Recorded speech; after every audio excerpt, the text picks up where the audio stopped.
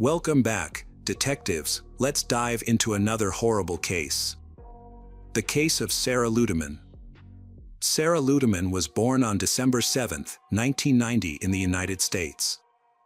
Her father, Charles, was a taxi driver, and her mother, Gay, was a surgeon.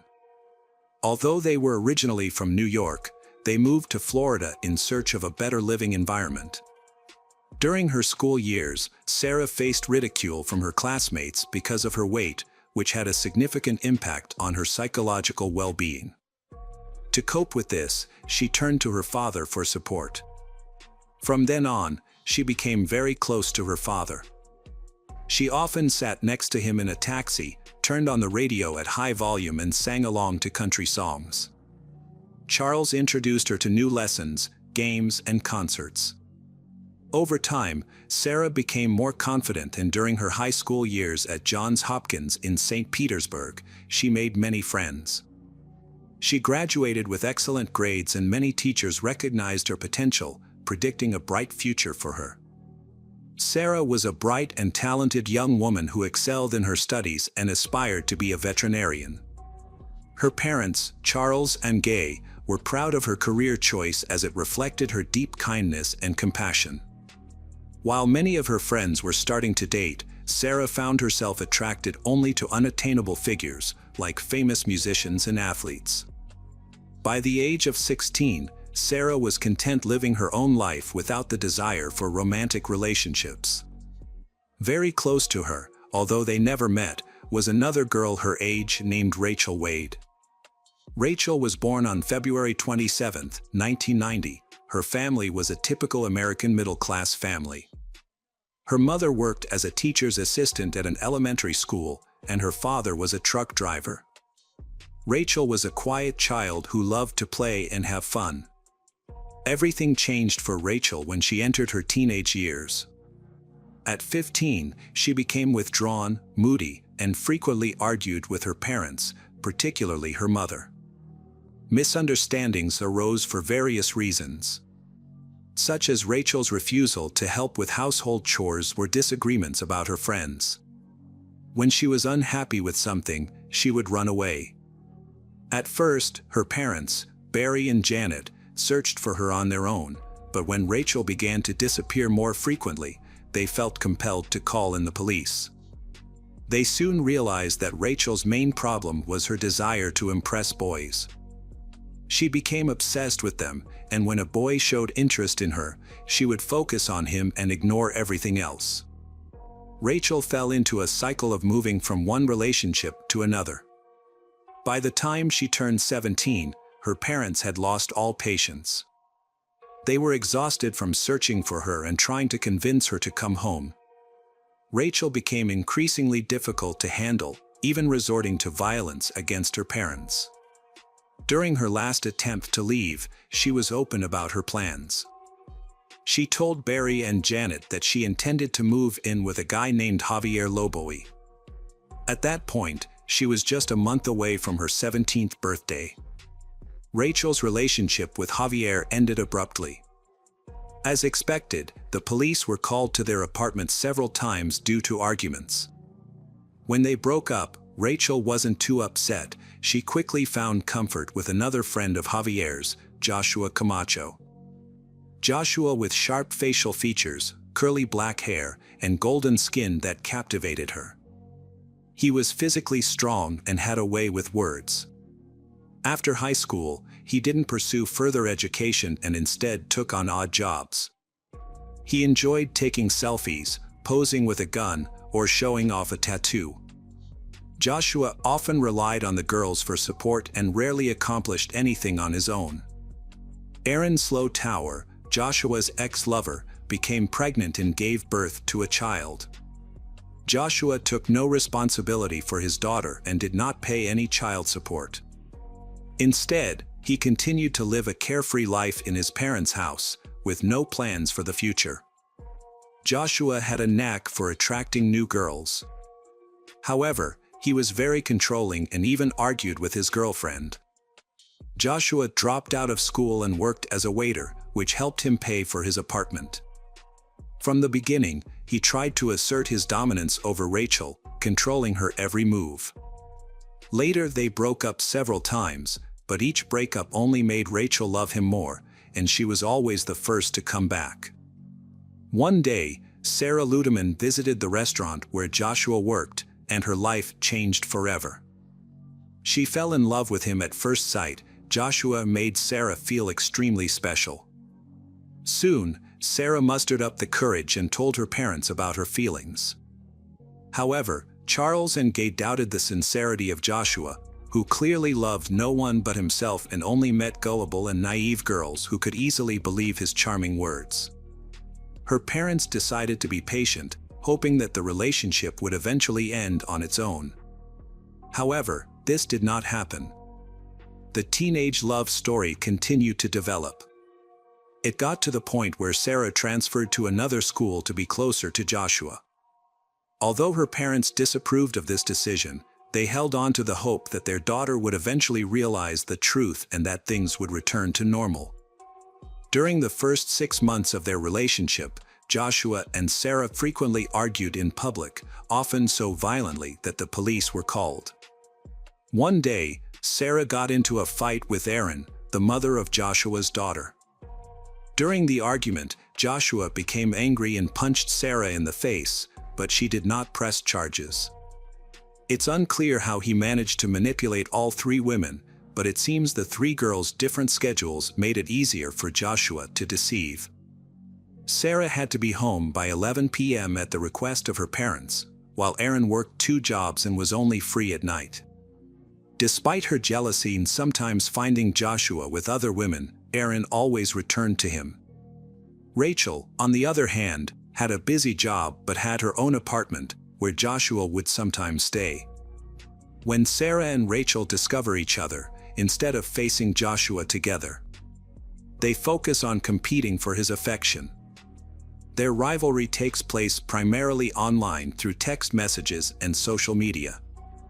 Both girls are certain that they will win Joshua's heart, believing that he will eventually choose one of them. This leads to incidents such as slashed tires, broken mirrors, and street arguments. Their behavior worries their parents, who feel helpless and unsure of how to intervene. Conflict between Sarah and Rachel escalated from simple online arguments and minor issues to serious threats of violence. After Joshua and Sarah's trip to New York, Sarah posted photos of them together on MySpace, which greatly angered Rachel. On August 29, 2008, Rachel left an angry voice message for Sarah, threatening her life. In her message, Rachel not only expressed her anger, but also bragged about how financially independent and attractive she was. Sarah later saved these messages, possibly out of fear for her safety. Rachel had been texting Sarah all morning, bragging about her relationship with Joshua. Sarah's best friend Ashley had been encouraging her to get over Joshua for the past few months, reminding her that she deserved better, but Sarah never took her advice. During lunch, while the other students were in the cafeteria, Sarah cried in Ashley's arms. Ashley tried to cheer her up by suggesting that they go to the mall or the movies after school, but Sarah refused, insisting that she needed to talk to Joshua. Her situation worsened when she went to Rachel's MySpace page and saw a post in which Rachel expressed her love for Joshua. Although Rachel did not mention him by name, Sarah immediately realized who she was referring to. Frustrated, Sarah sent Joshua several text messages but received no response. She then accused him of ignoring her. Joshua eventually responded but tried to change the subject away from Rachel. After a few messages, Sarah rushed to see him.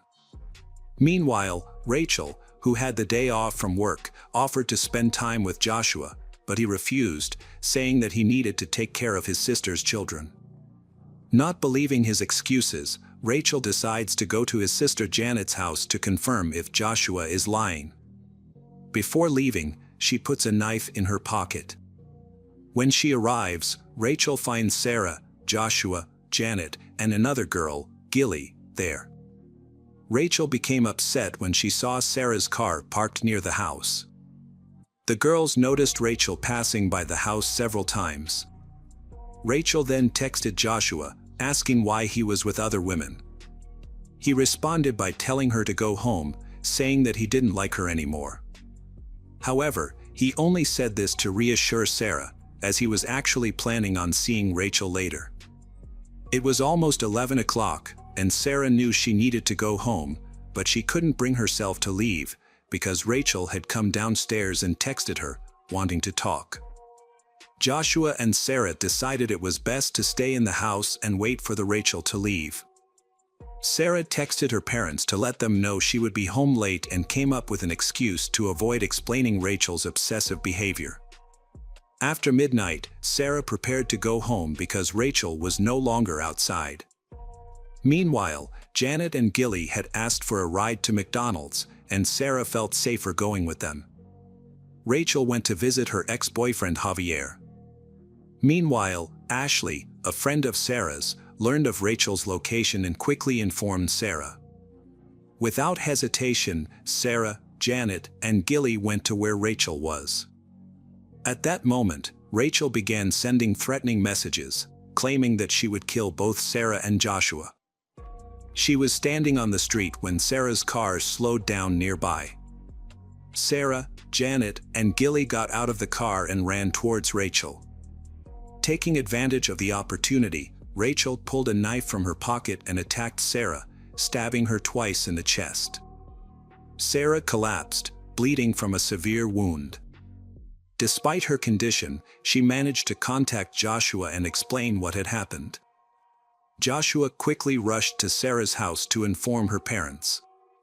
When Charles heard about the tragedy, he rushed to the scene. Meanwhile, Rachel's ex-lover Javier was on the phone with an emergency worker and tried to tear his shirt to stop Sarah's bleeding. Rachel went to a bench, sat down, and threw the knife away. Sarah was taken to the hospital. An hour later, at approximately 3 a.m. on April 15, 2009, Sarah died. The investigation was quick. Joshua and several witnesses testified that Rachel attacked Sarah with a knife. When questioned about why she brought a weapon, Rachel claimed it was for self-defense. At that time, she was unaware of the severity of the wounds she had inflicted on Sarah. The officers asked if Sarah was armed, and Rachel answered no. She maintained that she had not meant to harm Sarah and was actually trying to escape from her. After a lengthy interrogation, the police informed Rachel that Sarah had died from her injuries. This news caused Rachel to faint. Police used witness testimonies to piece together what happened.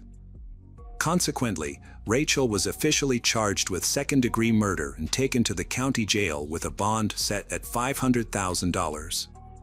Despite this serious situation, Rachel did not fully grasp the gravity of her circumstances. This was evident in her phone conversations with friends and family, where she frequently discussed her plans for life after her release, firmly believing that the jury would support her.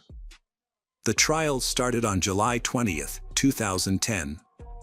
The prosecution argued that the intense and hostile dynamics within the love triangle were the motive for Sarah's murder. They highlighted that Rachel had been threatening Sarah on social media prior to the crime, claiming that Rachel's attack was so brutal that the knife blade was bent during the assault.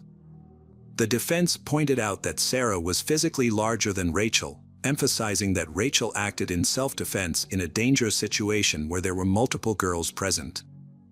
Witnesses from that night, Janet, Gilly, gave their accounts.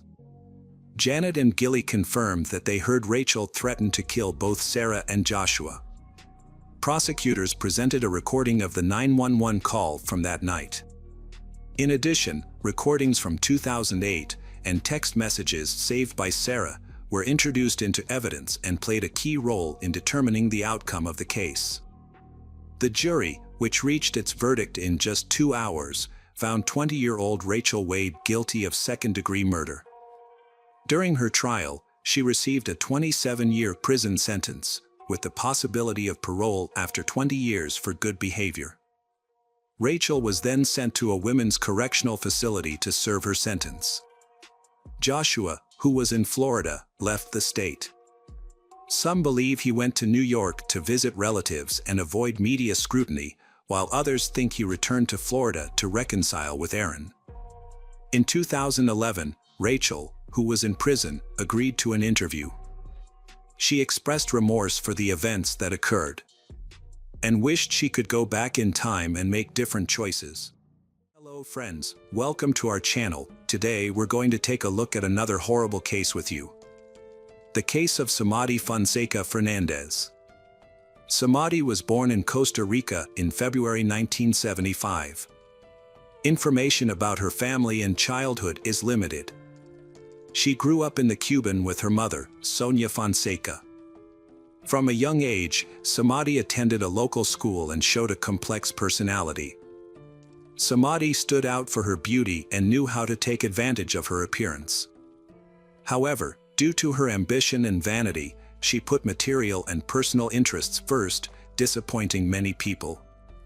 She was also very jealous and aggressive when she was young. Thanks to her doll-like appearance, Samadi Fonseca worked for many years as a Barbie in a large bookstore of the Universal Company. The nickname Barbie stuck with her ever since.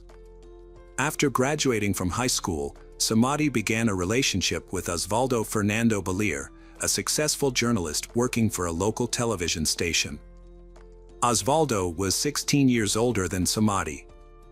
This was Samadi's longest and most serious relationship, but Osvaldo never proposed to her. In 1996, they had a son, Christopher, and a year later, a daughter, Christina, was born. Due to scandals and jealousy, Samadi and Osvaldo divorced in 2012. In 2013, Osvaldo died at the age of 53 without leaving a will for Samadi. Not accepting this, Samadi decided to take matters into her own hands. She went to Osvaldo's old house, occupied it, and changed the locks to prevent his family and heirs from entering. In addition to seizing the property, Samadi also took some of Osvaldo's valuables. Osvaldo's family was extremely angry and immediately sued Samadi for theft. The police forced Samadi to leave the house, but no criminal proceedings were initiated against her. Samadi had several relationships, most notably with Miguel Angel Perez, with whom she had a third daughter, Maria. Some sources claim that they were married but divorced after a few years. However, other sources claim that Samadi was not married, but simply gave her youngest daughter her lover's surname without his consent. Many strange events have been discovered. Some Barbie lovers have gone missing or died under mysterious circumstances. However, this has not been noticed for a long time. For example, one of Samadi's lovers went missing after breaking up with her. To this day, this person has not been found. Many suspect Samadi's involvement, but there is no concrete evidence. Another case is Diaco, also Samadi's former lover. He was murdered after breaking up with her. The case looked like a failed robbery. The perpetrator was never caught. Again, people suspected Samadi was involved, but there was no clear evidence. The most famous victim believed to be linked to Samadi was Gerardo Cruz. Gerardo Cruz, a Costa Rican native, was born in December 1992 in San Jose. He did not know his biological father because he left the family before he was born. Gerardo's mother, Ana Patricia, later married a man named Hermes Rodriguez. Hermes adopted Gerardo and loved him as his own son. A few years later, Gerardo had a younger sister named Milena. His childhood and youth were quite peaceful. He attended a normal school, loved motorbikes, and soon found true love with a girl named Carol. At the age of 23, Gerardo, his wife and 4-year-old daughter Genesis Cruz moved to live with his aunt and uncle in the suburbs of San Sebastian. He worked at a local bakery to support his family. Gerardo and Carol was happy and were expecting a second child. In the summer of 2015, Gerardo met Samadi, a regular customer at the bakery. Samadi was 40 years old but still attractive, liked to dress provocatively and flirt with men. Notably, she started having affairs with much younger men, probably because she enjoyed the attention they received. Despite the age difference of nearly 20 years, Gerardo quickly became infatuated with this beautiful woman and began dating her secretly. She often came to the bakery, almost every day, to meet her young lover, attracting the attention of other employees. Samadhi was often accompanied by his eldest daughter Christina, who was 19 at the time. Initially, Gerardo skillfully balanced his family life with his secret meetings with his mistress. Both women were unaware of each other's existence. However, Gerardo gradually became careless and began telling his friends and colleagues about Samadhi, praising her as a great mistress and giving him gifts. Rumors of Gerardo's relationship soon reached his mother, who tried to convince her son to leave his mistress. However, Gerardo and Samadhi's relationship only lasted a few months and ended in October 2015, when Samadhi discovered that Gerardo had a pregnant wife and a young daughter. Samadhi was furious and began calling and texting Gerardo's wife, Carol, insulting her and threatening to kill Gerardo if he did not stay with her. Gerardo begged his wife for forgiveness and wanted to keep the family together. He did not take Samadhi's threats seriously, thinking that she would quickly cool down and find a new boyfriend.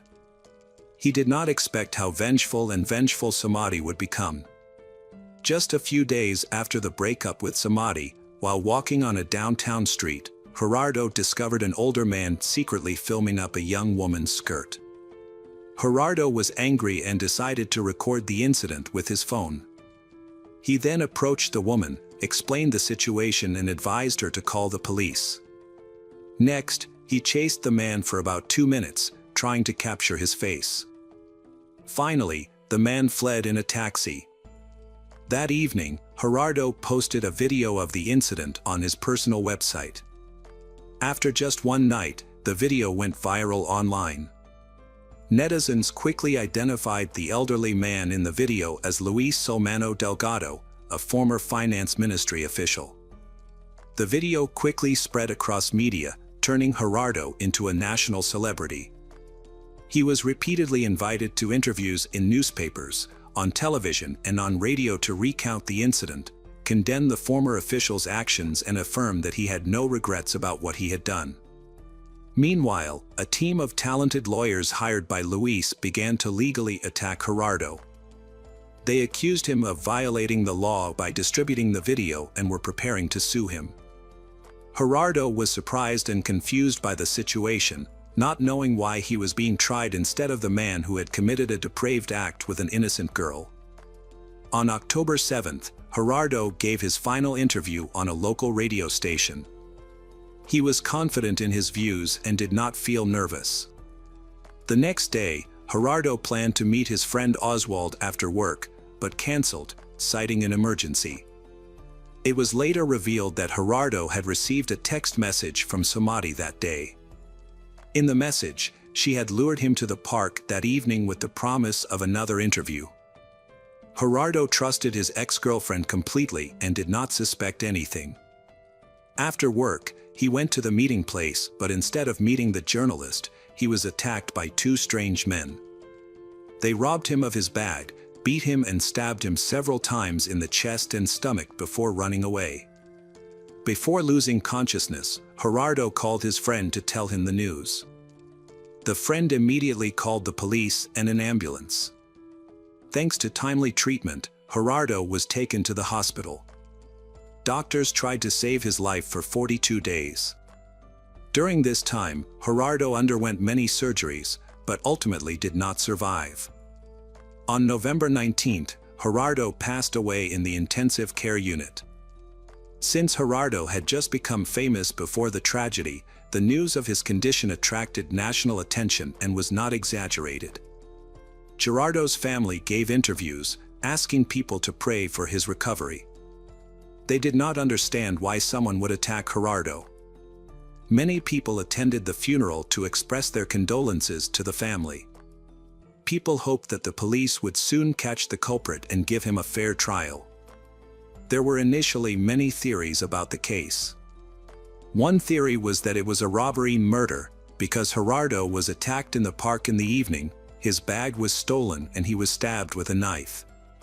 However, a few days before, Gerardo released a shocking video involving a famous former official, which could be related to the case. Therefore, the second theory was that it was a revenge murder.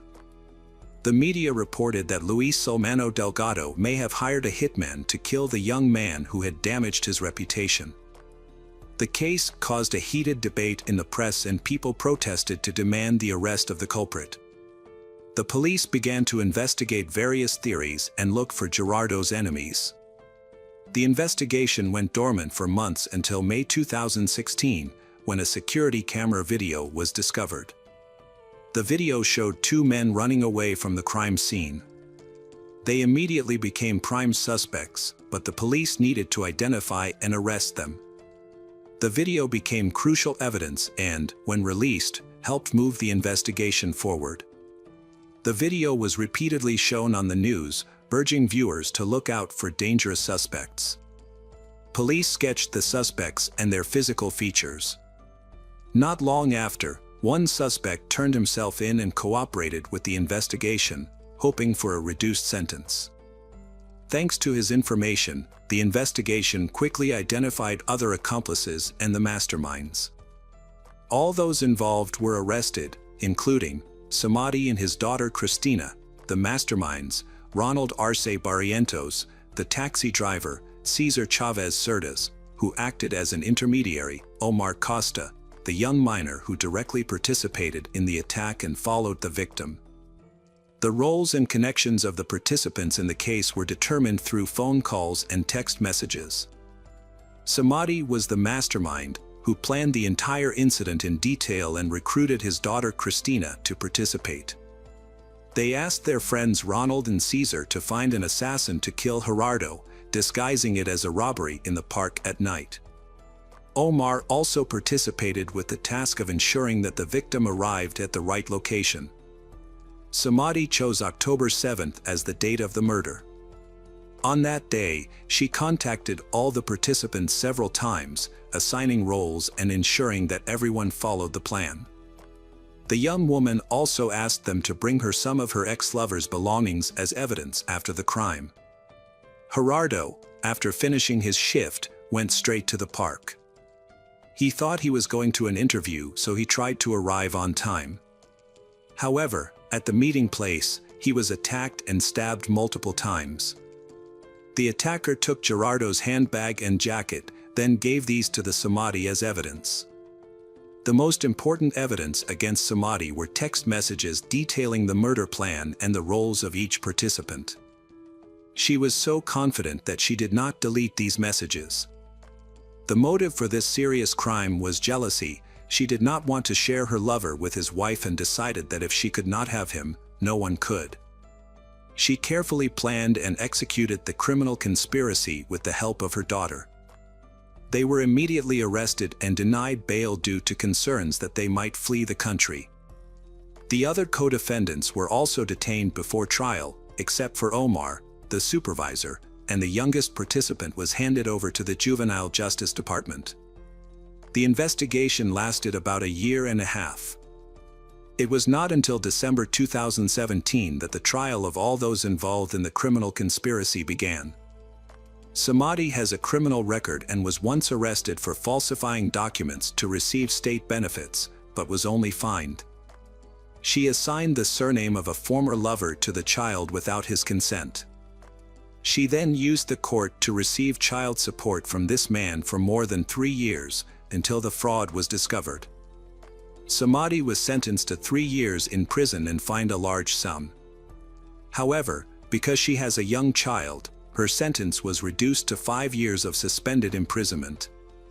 At the trial, the victim Gerardo's wife confirmed that she knew about her husband's relationship with Samadi. She also said that Samadi had threatened to kill Gerardo, but he was not too worried about these threats. The main motive for the case was Samadi's jealousy and hurt, as she could not accept that her young lover wanted to stay with his wife. Through phone records, police discovered that Samadi and her daughter Cristina had planned the crime together.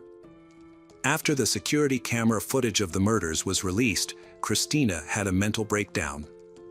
She called her mother in tears and wanted to turn herself in, but Samadhi reassured her that the investigation would never lead to them. The verdict was announced on January 23, 2018.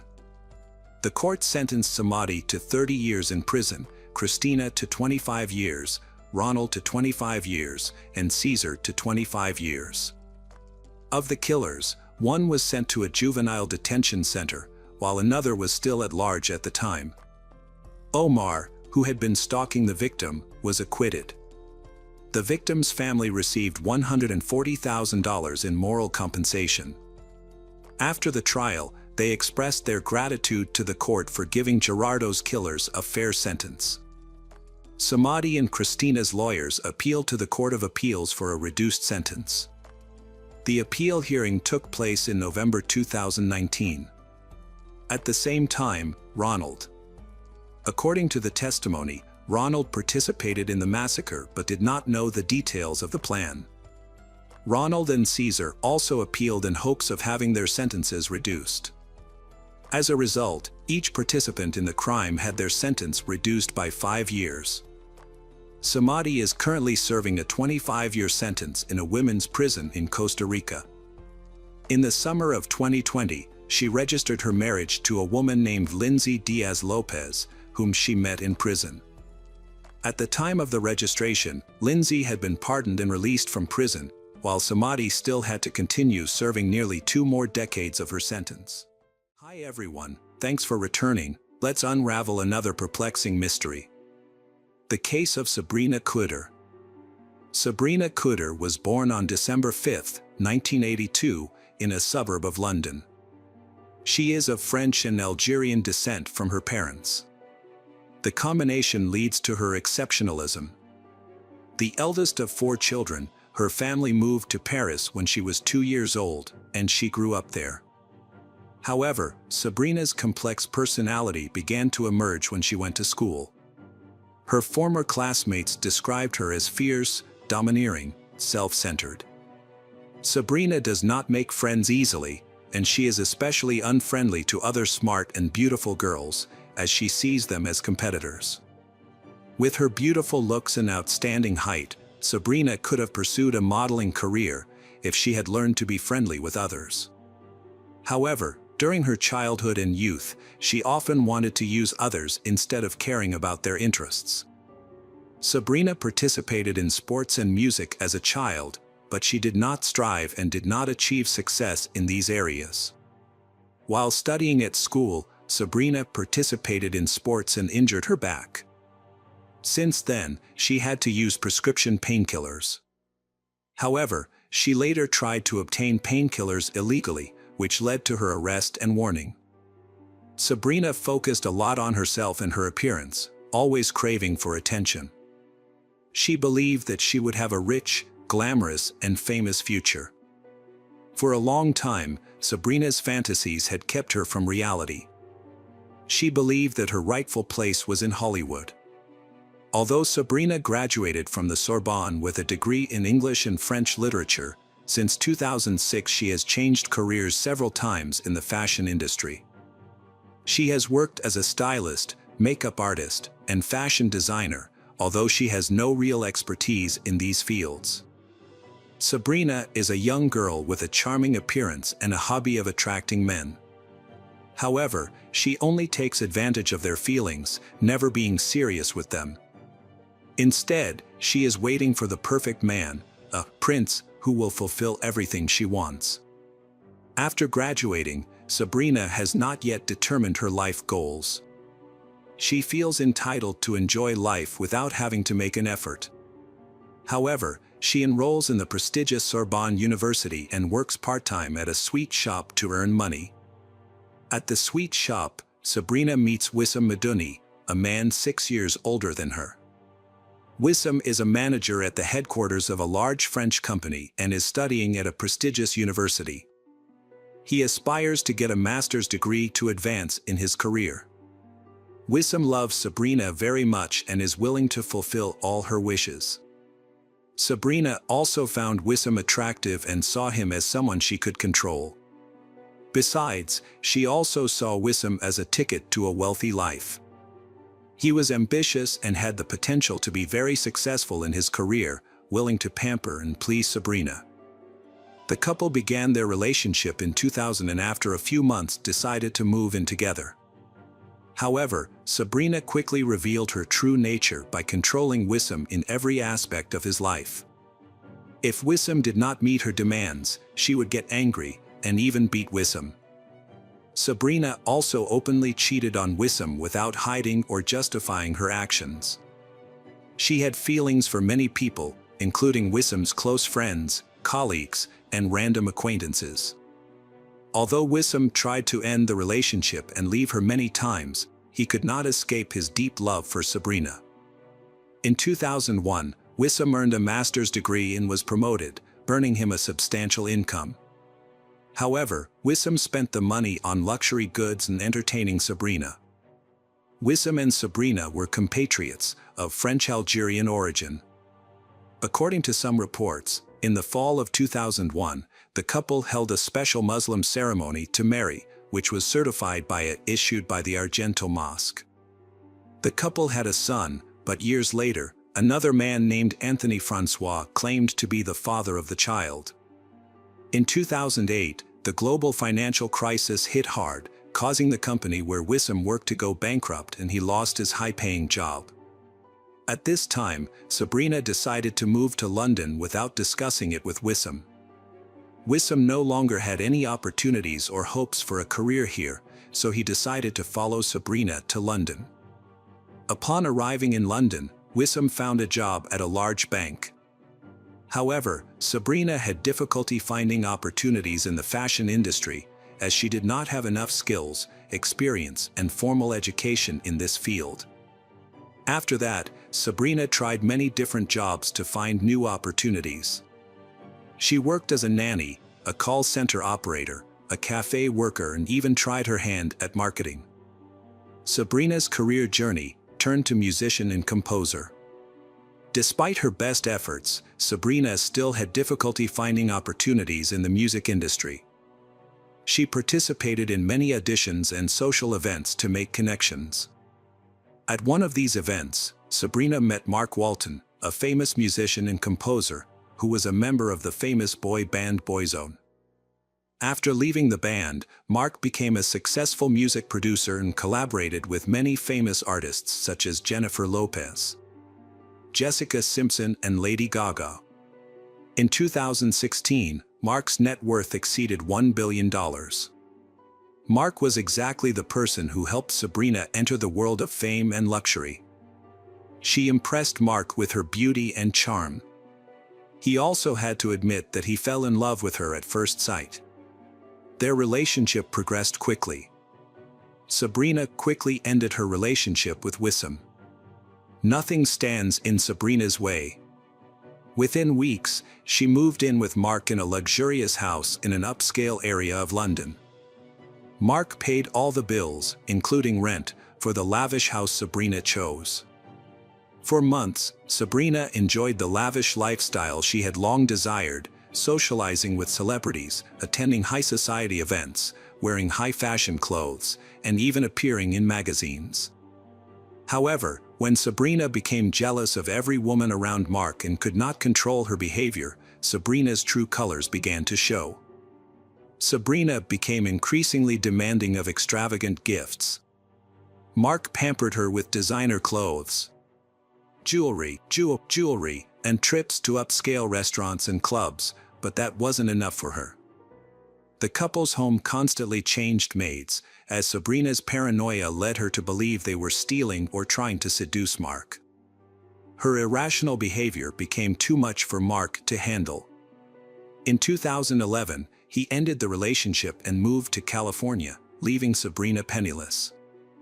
After breaking up with Mark, Sabrina began giving interviews and accusing Mark of being severely abusive and having a habit of substance abuse. She called Mark constantly, crying and begging him to come back. She even threatened suicide, but he did not change his mind. After realizing that she couldn't win Mark back, Sabrina contacted Wissam, who was now a bank executive. He still loved Sabrina and was willing to forgive her after a period of separation. They reunited and continued living together. When Sabrina became pregnant with Wissam's child, she again informed Mark and claimed that the pregnancy was his. Mark, through his lawyer, expressed his desire to support Sabrina and the unborn child. He offered to pay them monthly child support. However, Sabrina did not agree to the amount of monthly child support that Mark paid. Sabrina wanted to double the child support and Mark did not agree. Mark wanted a paternity test after the child was born. Because Sabrina refused to take a paternity test, Mark did not change the child support. Sabrina sued him. Sabrina made false statements on social media and accused Mark of jealous behavior, threatening her and Wissam, accusing him of breaking into their home, attacking Wissam, and sexually assaulting her in unacceptable ways. However, Sabrina could not prove any of her claims because Mark had been in the United States since their separation, which proved he was not present at the scene. When Mark filed a lawsuit and the police threatened to take action against her, Sabrina stopped making those accusations. After the conflict seemed to have been resolved, she spent a lot of time in Wimbledon, southwest London, with Wissam and her 2 children. Sabrina's life was difficult with the housework and the care of 2 children, so Sabrina decided to hire a nanny to help with the housework. She posted a job ad online and personally conducted the interviews. Most of the candidates did not meet her requirements, and those who did meet her expectations did not stay long in her family. A young French woman named Sophie Lyonnette answered an advertisement for a babysitter. At the time, Sophie was 19 and was back in her home country of France, so the interview was conducted via video call. Sophie agreed to all the terms. Childcare, housekeeping and cooking for a weekly wage of £50. Sophie was born on January 7, 1996, in the small town of Troyes, between Auxerre and Senators. Her parents, Catherine and Patrick Leon, were laborers, and the family was in dire financial straits. After graduating, Sophie received a degree in childcare, but had no intention of settling down in her hometown. Instead, she longed to move to a big city to develop her career. Although Sophie was quiet, unsociable, and had a plain appearance, she was very kind and open-minded, which made her loved by those who knew her. Sophie's eyesight was poor, forcing her to wear glasses all day. During a conversation, Sabrina quickly realized that Sophie was a simple and inexperienced person, which made Sophie the perfect target for Sabrina to take advantage of. Moreover, Sophie was eager to gain experience, so she was willing to work for minimum wage. Sophie, having told her parents that Sabrina was a serious and trustworthy employer, thought that working for Sabrina's family would be a good start to her nanny career. At first, everything seemed to go smoothly. She took care of the children, did the housework responsibly. This peaceful period lasted for a few months and there seemed to be no serious problems. However, things began to change when Wissam lost his job. At that time, Sabrina's family only had the monthly child support from Mark as their main source of income. So the family faced serious financial difficulties, high rent, and basic living expenses. Sabrina, not wanting to give up her luxurious lifestyle, became irritable and aggressive. She often took her anger out on Sophie, the young nanny. Sabrina and Wissam entered a bakery business with the last of their money, but the venture failed. Sabrina then opened a clothing store but did not have enough funds. She asked Mark for a large sum of money, but was flatly refused, leaving her disappointed. What happened next depends on the source. There are different versions of the story. Some sources claim that Sabrina came up with a plan to use Sophie as a weapon to blackmail Mark. She thought of having Sophie as Mark's accomplice and lover, supposedly planted in Sabrina's home to ruin their lives and endanger the children. Sabrina claimed that the provincial idiot Sophie was in love with Mark. She thought that simply recording Sophie's confession on tape or video and presenting it to the police would be enough evidence to demand compensation from Mark for his cruel actions. However, Sophie refused to lie on camera. Another version, due to her mental disorder, claims that Sabrina actually believed in her conspiracy theory and saw Sophie as an enemy and a threat to her family. She allegedly did not force the nanny to lie but truly believed that Sophie was Mark's accomplice who had infiltrated their family to harm them. Whatever the truth, Sophie's life soon became a living nightmare. Sophie first faced long hours of overwork and inadequate pay. She ended up working from dawn to dusk, with no time for herself, effectively imprisoned within the walls of the house. Next, her pay was cut off completely. To prevent her from escaping or returning to France, Sabrina took her passport, effectively making her a captive. All her contact with her family was tightly controlled. The situation got worse. Sophie was barely fed and was constantly forced to lie about Mark, whom she had never met or known. Sophie was insulted and threatened, accused of stealing money and valuables. She was threatened with imprisonment if she did not comply with Sabrina's demands. When threats no longer worked, Sabrina resorted to more brutal and sophisticated methods. Sophie was moved to a cold basement, fed only meager food. She became thin and weak. However, the cold and hunger were not the worst. She suffered physical abuse, subjected to the most painful torture. Sabrina broke Sophie's nose in a violent outburst. This division made the story clearer and easier to understand, and made the reader feel more comfortable. However, Sabrina's cruelty continued to increase, causing Sophie to suffer daily torture. The basement of the house, located in an affluent area of London, became a place of torture for Sophie, where she had no hope of being rescued. A strange event occurred in the late summer of 2017, when Sabrina took Sophie to the police to say that Sophie was ready to testify against Mark. However, Sophie remained silent. When the police decided to talk to Sophie privately, they took her to a separate apartment. At this point, Sabrina was extremely worried, afraid that Sophie would reveal the horrors that were happening at their home, which would implicate her and her husband. Mysteriously, Sophie chose not to reveal anything or seek help. The police response was also strange.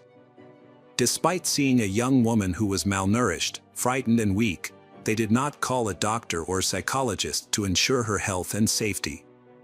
At the time, 21-year-old Sophie weighed less than 40 kilograms, had lost some of her hair, was missing a front tooth and was walking with a noticeable limp. However, none of this worried the police, who simply sent everyone home. By mid-September, Sophie made her final phone call to her mother. She confessed to her that she wanted to return home but did not have enough money. Sophie's mother, Catherine, only telling her that she would buy her a ticket and asking her to pack her things immediately. This was the last time Sophie spoke to her mother. On the evening of September 20th, 2017, something unexpected happened at Sabrina's house. A neighbor called the police about a fire in the yard, but what worried them was not the fire, but an unpleasant smell coming from the fire. The smell was similar to that of burnt flesh and hair, combined with something that could not be identified. This stench spread through the air and stuck to the clothes and skin of everyone around. When the firefighters and police arrived at the scene, they put out the fire. However, the homeowner appeared calm and did not know why the police and fire service had visited their home. The police saw what looked like a charred human hand in the ashes. Sabrina and Wissam were immediately arrested and the badly burned remains were removed from the fire. The sex and age of the deceased were unknown, but the body was soon identified as Sophie Lionnet, identified by the melted metal frame embedded in her skull that Sophie always wore. Determining Sophie's cause of death was difficult. Forensic experts found severe injuries to her body, including multiple broken ribs, a broken jaw, and signs of blunt force trauma to her skull and limbs. This suggests that she suffered these injuries while she was alive. Additionally, some of her teeth were missing and her nose was severely damaged, suggesting that she had been severely beaten. The discovery of horrifying videos of abuse inside the house exposed the brutal nature of Sophie's kidnappers. She had been violently attacked in a variety of ways, including with fists, iron wires, golf clubs, and electric shocks. She had also endured humiliation, including being forced to hold her head in a toilet bowl until she suffocated. Experts believe that Sophie may have died of asphyxiation just before being burned at the stake, which would have spared her the terrible pain of being alive while being burned. During the trial, both Sabrina and Wissam denied guilt and showed no remorse for their brutal actions.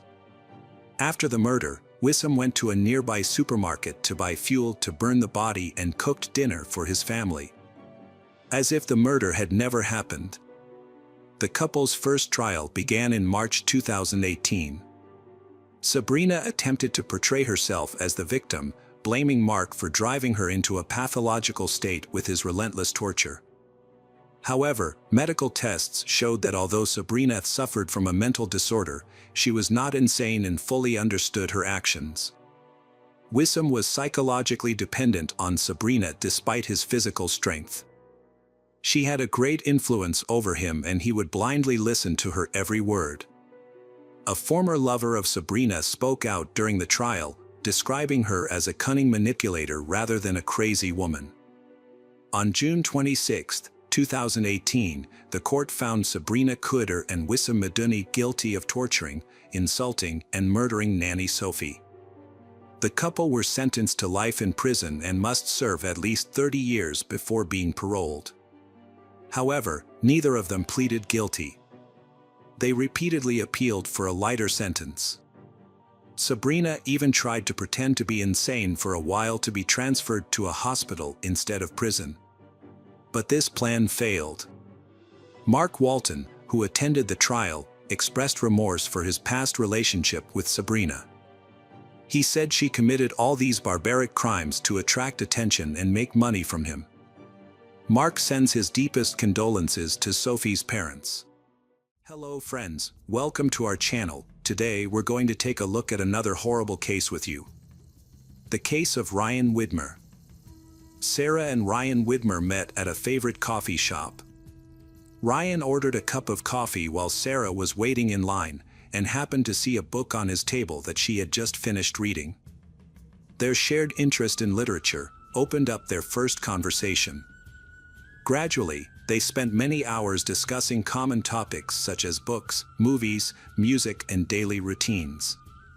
Through the conversation, they discovered that they both loved nature, travel, and animals. After each meeting, their relationship became closer and more trusting of each other. Their understanding and trust grew more and more. Finally, their relationship developed into love. After a few months of dating, Ryan proposed to Sarah at a romantic sunset at the same coffee shop where they met. Sarah felt very happy and agreed to the proposal. The young couple planned their wedding and found a two-story house in Hamilton. Finally, on April 10, 2008, their wedding took place. They chose a small church to hold the wedding ceremony, with the participation of close friends and beloved family. Everything, even the smallest details, was planned by Sarah in a special way. On the important day, Sarah looked gorgeous and beautiful, and Ryan couldn't take his eyes off her. After the wedding and the party, the couple decided to go on a honeymoon to the Hawaiian Islands, where they spent 2 weeks exploring the beautiful paradise and enjoying time together. At this time, they were deeply in love and had already planned for the future, dreaming of having children. On the evening of Monday, August 11, 2008, after finishing work at the dental clinic, Sarah met Ryan at a cafe. They had dinner and talked happily. After that, they walked home. Sarah packed her groceries and sat down on the couch. Ryan brought her a glass of water and a headache pill. He gave her a bath, and they finished watching their favorite TV show together. Sarah went upstairs to the bedroom. She undressed, folded her clothes neatly, prepared a towel, lit a scented candle, and turned on her favorite music. Ryan pressed the button on the TV remote, pausing a few times on the football game. He lay on the couch for no more than 10 minutes. He called his wife, but Sarah didn't hear him, so he slowly went upstairs. In the bedroom, Ryan turned on the TV and called Sarah again. There was silence. In a panic, he went into the bathroom, where he found Sarah lying face down in the bathtub. Ryan unplugged the bathtub and took out his phone to call 911. At 10:49 p.m., under the direction of the police, Ryan finally got Sarah out of the bathtub and performed CPR on her. Within 6 minutes, an ambulance and police were at Ryan's home. An initial inspection of the scene caught the attention of the police.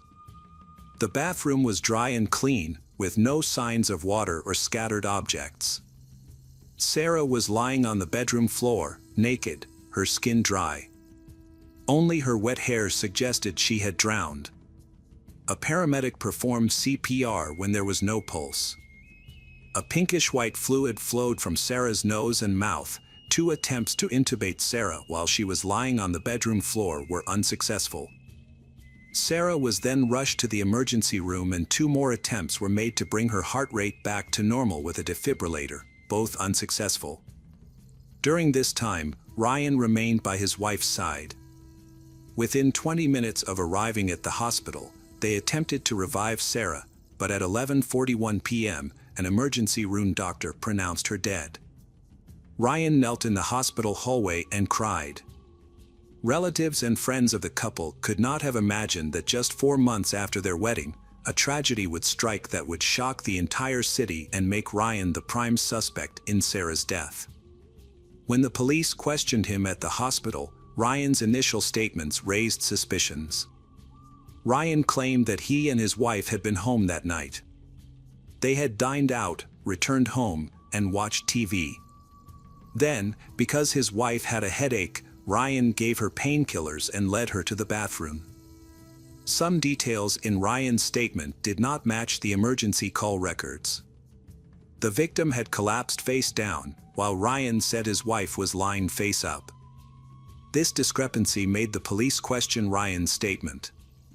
Ryan was deeply shocked by what had happened. He kept calling Sarah's name. Under pressure from the police, Ryan was forced to participate in the investigation to find out information about Sarah's death. He agreed to allow his house to be searched. Analysis of the medication Sarah had taken showed that it was a common painkiller commonly used to treat headaches and migraines. However, she had been taking a course of medication that altered her hormones and caused her to fall into an uncontrollable sleep. After searching the house, traces of blood were found on the carpet.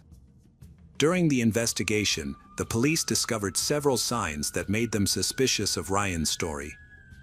When they arrived at the scene, the bathtub and tiles were dry with no signs of water. No wet items, clothing, or other items were found in the house that could have soaked up the water. The autopsy revealed that Sarah had several injuries to her body, including bruises to her head, neck, armpits, and lips. However, there were no signs of a struggle or resistance. Sarah's fingernails were intact, not broken or chipped. This does not fit the theory that Sarah was murdered after a struggle. Sarah's autopsy, conducted by Dr. Russell Appointment Grove, showed that she died of drowning. During the autopsy, experts also discovered multiple muscle hemorrhages in the front of her neck and bruises on her head. These injuries were determined to have occurred before her death. However, the cause of these injuries is still unknown.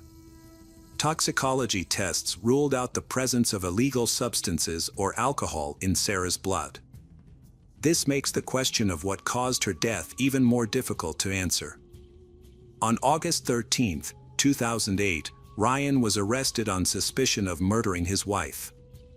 The charge was based on the emergency call, a scene that did not match the reality, and the injuries on Sarah's body.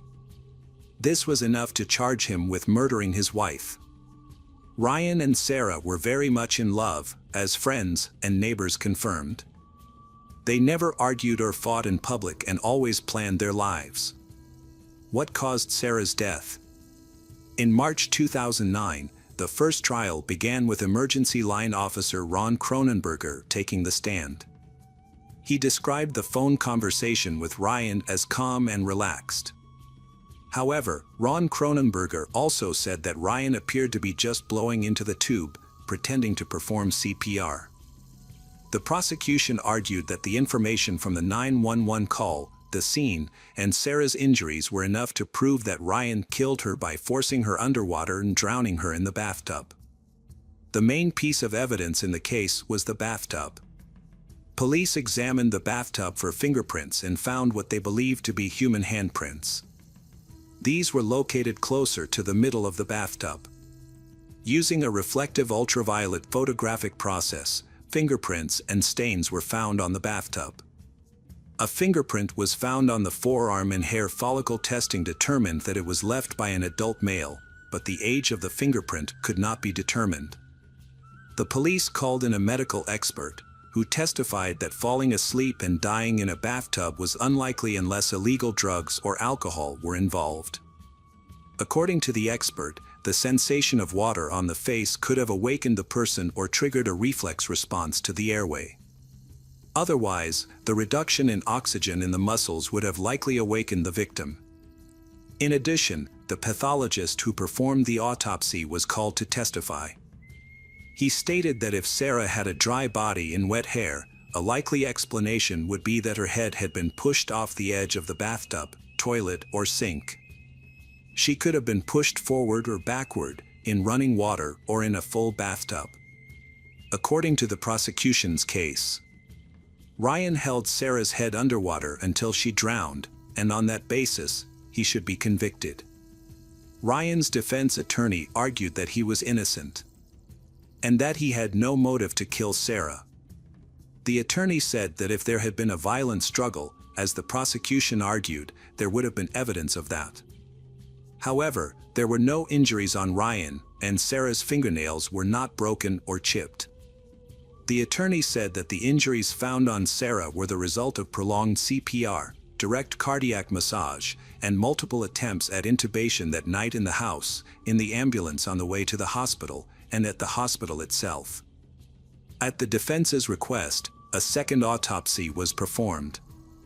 Dr. Werner Spitz performed a second autopsy and again confirmed that the cause of death was drowning. He observed injuries to her neck, arms, upper lip, skull, a lacerated liver, and bleeding from her neck, but could not determine whether these injuries were due to CPR. Those present argued that the paramedics had been trying to resuscitate Sarah for about 45 minutes and that the deep bleeding inside Sarah's neck could have been caused by N4 being inserted into the area because paramedics could not reach the veins in her arms. Instead of ruling it a homicide, Dr. Werner Spitz ruled Sarah's death undetermined. The defense said her skin was dry because it dries faster than her hair. They also said that when Ryan found his wife unconscious, he pushed the drain in the bathtub, tried to help her, and called emergency services. This chain of events explains why her body was drier than expected. The water had drained out of the bathtub even before Ryan called 911. However, it is not yet known whether the jury's verdict would have changed if they had received credible evidence that Sarah's medical condition could have caused the drowning. The official reason for denying a new trial was that the jury had made errors in its investigation. Ryan was surprised when Jennifer Cruz came to the prosecutor's office to testify about Ryan's guilt. She said she was friends with Ryan and that he had been in regular contact with her by phone or email. According to Jennifer's testimony, he called on October 26, 2009, at 11:09 p.m. In a very upset voice, he told her that he had beaten Sarah in the living room on the day of her death. Sarah had discovered his infidelity and had seen inappropriate photos. They had argued for a long time, first downstairs and then in the bedroom. Ryan pushed her into the bathroom and left his wife there without checking to see what had happened to her. He was angry, and after calming down, he found Sarah floating in a bathtub full of water. To cover his tracks, he wiped up the water on the bathroom floor with a towel and came up with a plan for the accident. Ryan's attorneys worked hard to prove his innocence. They tried to throw out Jennifer's testimony because they thought it was unreasonable. One obvious example was that no towels were found in the house, including the dryer. And there was no evidence of infidelity in their marriage. The family had no financial problems and never argued. Ryan was described by friends as a kind and helpful person who never showed anger. Ryan would not benefit from his wife's death because he did not have a life insurance policy. Before the third trial began, Jennifer was discredited and barred from testifying. The call that Ryan allegedly confessed to her was not authenticated. In January 2011, a trial was held based on new evidence. The defense argued that Sarah had underlying medical conditions that could have caused her to suddenly lose consciousness and drown. Several medical experts testified in support of the defense, stating that some heart or neurological defect could have led to the loss of consciousness. However, the state's medical experts disagreed with this assessment. The trial also revealed additional details about Sarah's health and daily routine. Her co-workers testified that she often slept in her car before going to work at the dental office due to severe allergies and stomach aches. On the day of her death, Sarah had complained of headaches and stomach aches to her dentist boss. That evening, Sarah talked to a friend and mentioned her headaches and neck pain, and her friend said she looked extremely tired. Her ability to fall asleep quickly led her friends to think she might have narcolepsy.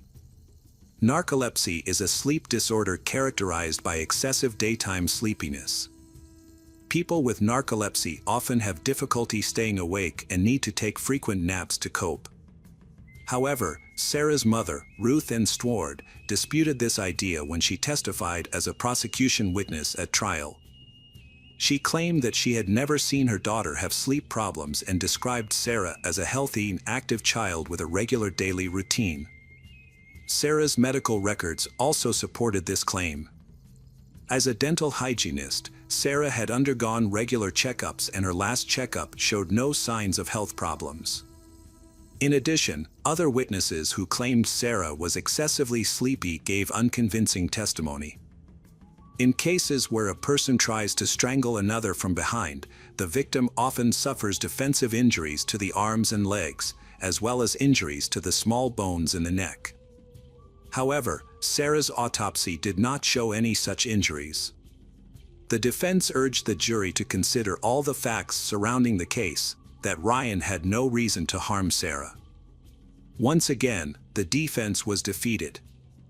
After about 12 hours of deliberations, Ryan was convicted of murder and sentenced to 15 years in prison. The jury based their decision on the lack of water on Sarah's body and around the bathtub, and that Ryan's call to 911 was staged. One juror felt that Ryan's demeanor in court was one of the main reasons he believed Ryan was guilty. When the autopsy photos were shown, they felt that Ryan was completely unresponsive. Ryan did not take a stand, although he told the court after the verdict was announced, he loved his wife. He did not hurt her. Ryan remains in custody, awaiting a federal court ruling that could determine his parole status. After 14 years in prison, his first chance for parole will be in July 2025. With each passing year, Ryan holds out hope that the next year will bring him freedom. He continues to maintain his innocence and profess his love for Sarah, insisting that he did not harm her. Ryan's chances of parole in 2025 appear slim, as the parole board tends to favor inmates who show remorse. Since Ryan has always maintained his innocence, he could face an uphill battle for parole. Hey detectives! Welcome back. We've got another mysterious case to explore. The case of Alison Bonilla. Alison Pamela Bonilla Vasquez was born on November 7, 2001, in Cartago, Costa Rica. She is an only child, living with her mother Yendrai Vasquez. In addition to her mother, her grandparents Ramon and Marjorie, and her aunt Samara also helped raise Allison. Allison's father left the family shortly after her birth. He chose to be with another woman who was pregnant. He did not want to play a role in Allison's life. Only once, when he was diagnosed with lung cancer, did he ask to see his daughter, and Yendrai allowed him to. It is worth noting that his second family did not know about Allison's existence. Allison and her mother, Yendrai, had a particularly close relationship. For Allison, Yendrai was not only a mother but also a father.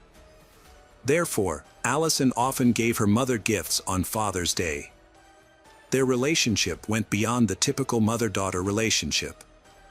Allison felt comfortable sharing everything with Yendrai without fear of being misunderstood or judged.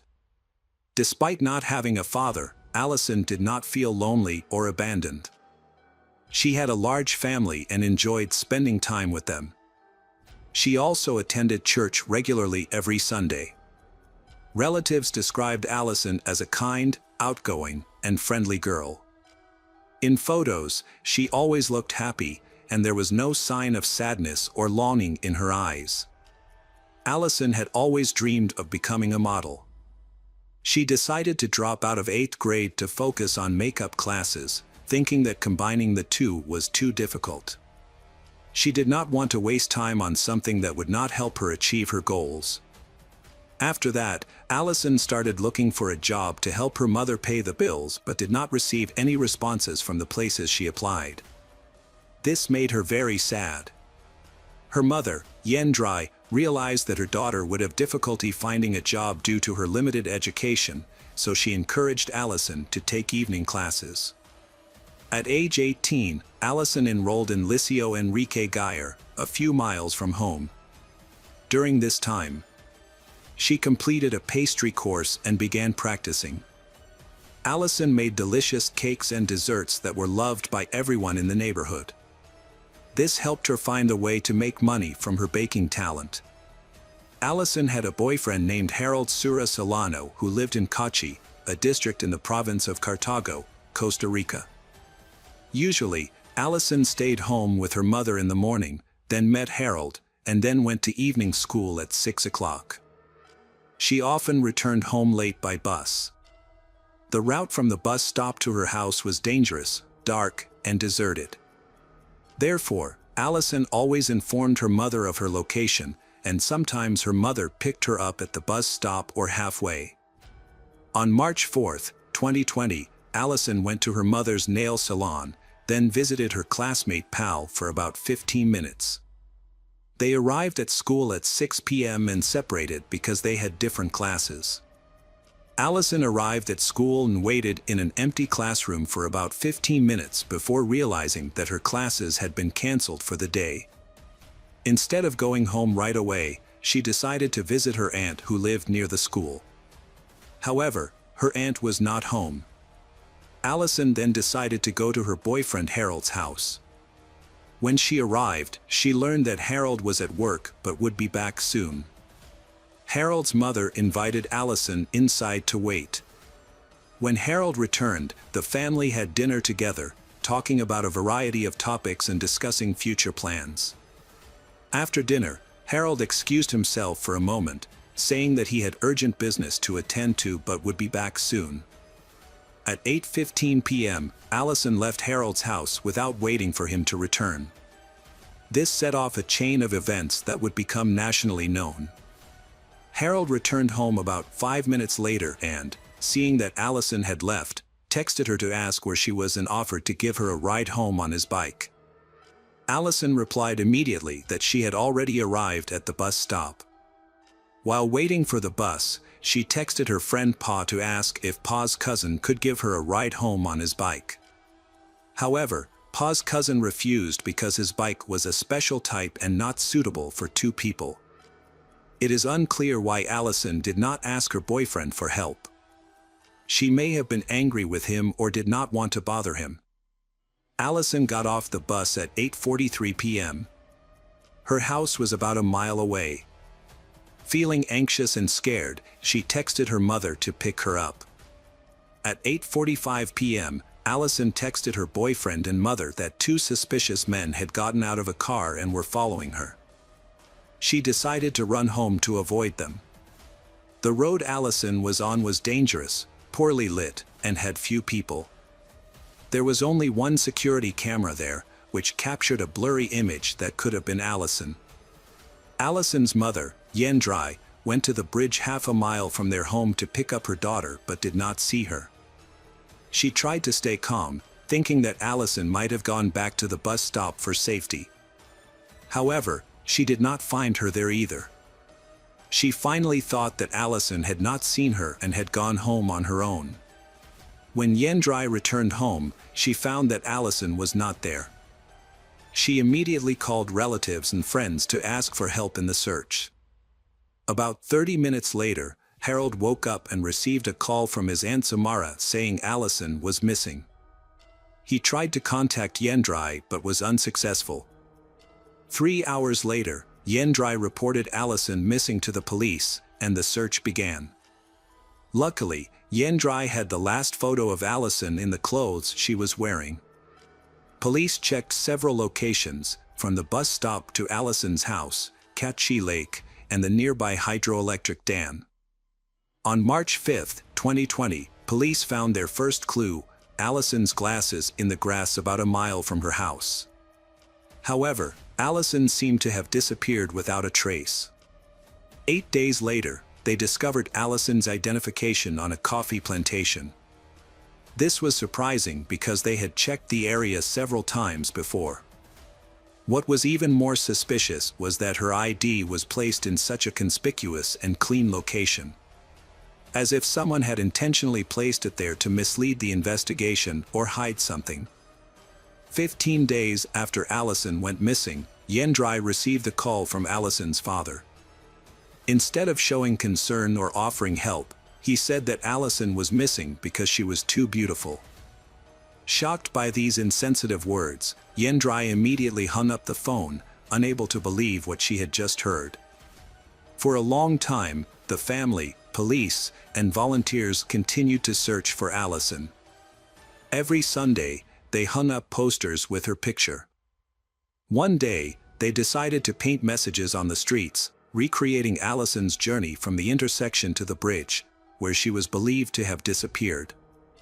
They also put up posters on roadside poles to attract the attention of passers-by. At the same time, the police received an important clue. A man came to the police station and said that he knew Allison and had seen her on the night she disappeared. According to the man, at around 8:30 p.m. On March 4th, he left his home on his motorbike to pick someone up. On the way, he saw Allison and a burgundy two-door BMW parked next to her. He turned around to check on the situation and realized it was his cousin's BMW. He was 100% sure of this because the car had distinctive bright yellow headlights. Another witness also confirmed to the police that he had seen the same BMW near where Allison went missing that evening. The car belonged to Nelson Sanchez Urania, 28, nicknamed Sukia. Locals called him that because they believed he was a member of a gang in the area. In fact, Nelson and Allison knew each other. Their families had been acquainted for a long time and had lived in the same neighborhood for a while. However, according to Allison's mother, they had only interacted with Nelson a few times. It was just a normal neighborly relationship, not a close friendship. One day, Nelson offered to give Allison and her cousins a ride home. She agreed because it was morning, she was not alone. And she thought Nelson was a good person. On March 2, 2020, 2 days before Allison went missing, Nelson contacted her via Facebook. He sent a message asking Allison to answer some questions. On her cousin's advice, Allison agreed to answer them. Next, Nelson asked Allison about her feelings for him. Specifically, he wanted to know if Allison liked him. Allison was confused by Nelson's sudden question, as they were not close and barely knew each other. When Allison asked why, Nelson explained that he did not have a negative opinion of her but wanted to know if she thought badly of him. Allison reassured Nelson that she did not hate him and that everything was normal between them. Nelson thanked her and said goodbye. Police searched Nelson's home and seized his car, cell phone, and computer. Investigators found shocking images of women being abused on his phone. When they inspected the car, they found that it had been thoroughly cleaned with car polish. However, the front driver's seat carpet and trunk carpet had been removed. Police found hair and blood on the trunk lid and sent samples to a lab for analysis. After examining the exterior of the car, police used a police dog to search for traces. The dog detected possible blood on the two front seats and in the trunk. To confirm, the police used a luminol test, a chemical that reacts with hemoglobin in the blood. The results showed that there were many blood stains on the car's interior, despite the owner's efforts to remove them with cleaning products. While waiting for the results from the lab, Nelson remained free but was closely monitored by the police. They monitored his every move to prevent him from leaving the city or the country. Although Yendrai repeatedly requested his arrest, the police did not have enough evidence to do so. Therefore, Nelson continued to live freely without being prosecuted for many months. Yendrai believed that Allison had been kidnapped for ransom. She tried to stay calm and hoped that her daughter was still alive. In preparation for Allison's return, Yendrai kept her daughter's room as it was, not cleaning or rearranging the furniture. She even bought Allison a gift. Yendrai told the press, "I will continue to do so. As long as there is no evidence that she is dead, I still believe that my daughter is alive and will return home." Laboratory test results confirmed that the hair and blood found in Nelson's car belonged to Allison. The police immediately arrested Nelson. Later, his ex-girlfriend told the police that Nelson had never physically abused her but had put a lot of mental pressure on their relationship. Specifically, he forbade her from contacting her friends and using the internet. According to her, Nelson only wanted to have a sexual relationship with her. His previous boss revealed that he was very irresponsible at work and even stole about $11,000. Additionally, his landlord said an ex-girlfriend had broken up with him because she was tired of paying his debts. She described him as a very spoiled man. After that, Nelson confessed to his crimes against Allison. He said that on the night of Allison's disappearance, he found her walking alone on a deserted road. Taking advantage of the late hour and their acquaintance, Nelson offered to give Allison a ride. She agreed and got into the car without suspicion. However, instead of taking her home, Nelson drove to a remote coffee plantation and forced Allison out of the car. Nelson violently attacked her, knocking off her glasses and leaving her nearly unconscious. He dragged her to a nearby abandoned house, where he raped and brutally beat her. Nelson then tied her hands with cloth and duct tape to the front seat of his car. Finally, he stuffed her into the trunk of the car and drove to a dumpster in San Giorano Caci. There, the killer pushed Allison off a cliff into a pile of trash below.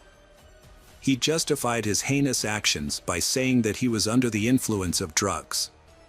He also admitted that he had long been obsessed with Allison, and when he saw her that night, he decided it was his chance to carry out his dark intentions.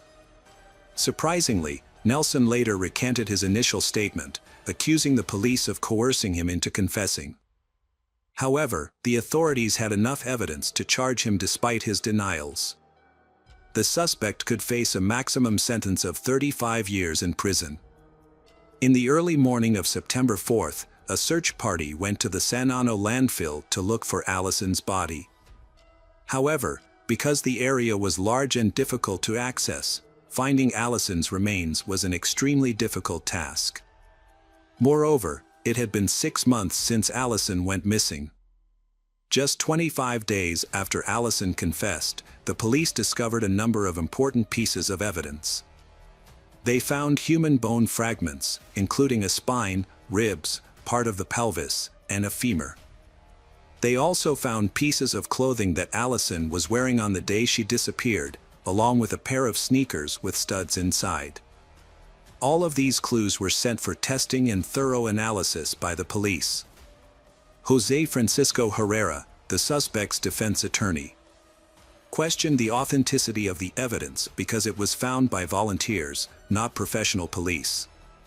He also said that the discovery of the remains coincided with the time his client declared his innocence, which was suspicious. Rodrigo Era, the attorney representing Allison's family, on the other hand, criticized the suspect's change of testimony, saying that it undermined the credibility of the official investigation.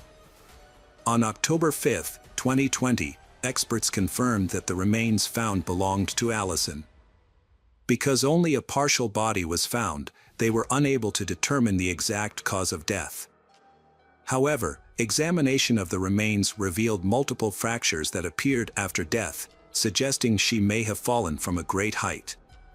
Her clothes were torn and her sneakers had bite marks, suggesting a possible animal attack. This would explain why the remains were found scattered in different areas of the landfill. Allison's mother, Yendrai, is furious with the police for not listening and acting promptly. She believes that if they had arrested Nelson sooner, he would have confessed and Allison's body would have been found in better condition. This is an irreparable loss for the family. Despite the terrible pain she is enduring, Yendrai finds some solace in saying, "My daughter is in a better place now, where no one can hurt her anymore." The trial of Nelson took place on July 19, 2021.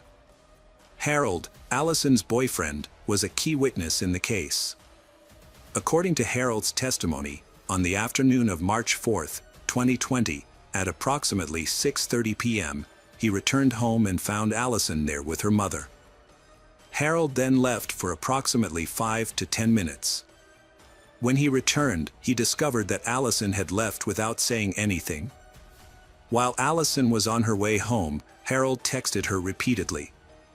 As soon as she got off the bus, Allison texted Harold to say that two men were following her. Concerned for her safety, Harold suggested that she take a taxi and promised to pay for it.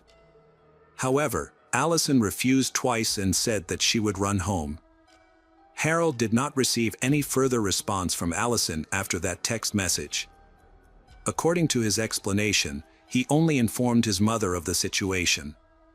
He did not contact Allison's mother, Yendrai, because his phone battery died. He then fell asleep for about 30 minutes. It was Allison's aunt who called him to inform him that his girlfriend was missing. Since then, he said he has been worried and tried to call Allison several times, but all the calls went to voicemail. He also could not be reached via WhatsApp messages.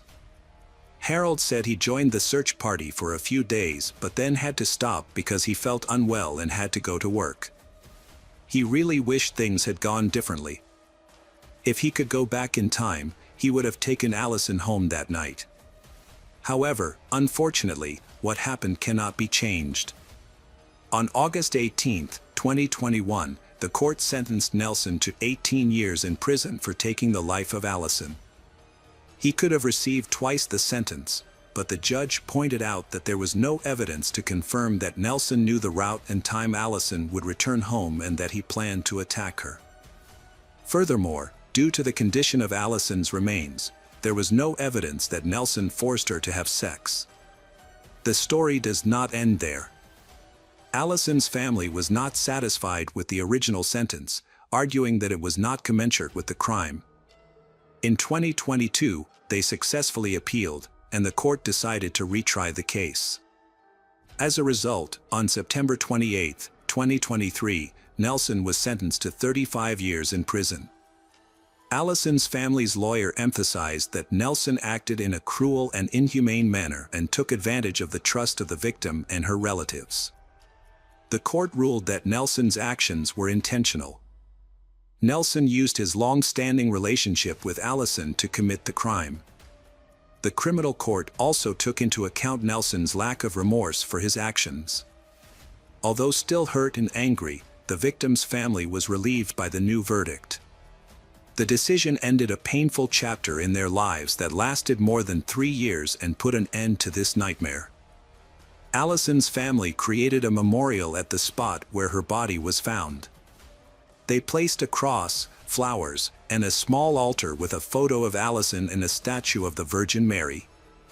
Allison's case has caused a stir in Costa Rican media and social media. It has also led to many marches in memory of Allison and other women who have been victims of similar violence. Hello again, true crime fans, we've got another mysterious case to explore. The case of Allison Baden-Clay. Allison Baden-Clay was born on July 1, 1968 in a suburb of Brisbane. She grew up in a wealthy family and developed a love for ballet from an early age. After completing her schooling, she pursued further studies and proved herself to be an excellent student, fluent in 6 languages. In 1993, at the age of 25, Allison entered a local beauty pageant, where she impressed the audience with her ballet skills. She then began her professional career in the Human Resources Department at the Brisbane Flight Centre. Here, her career progressed rapidly after her talent was recognized by her boss. It was while working at the center that she met her future husband, Gerard.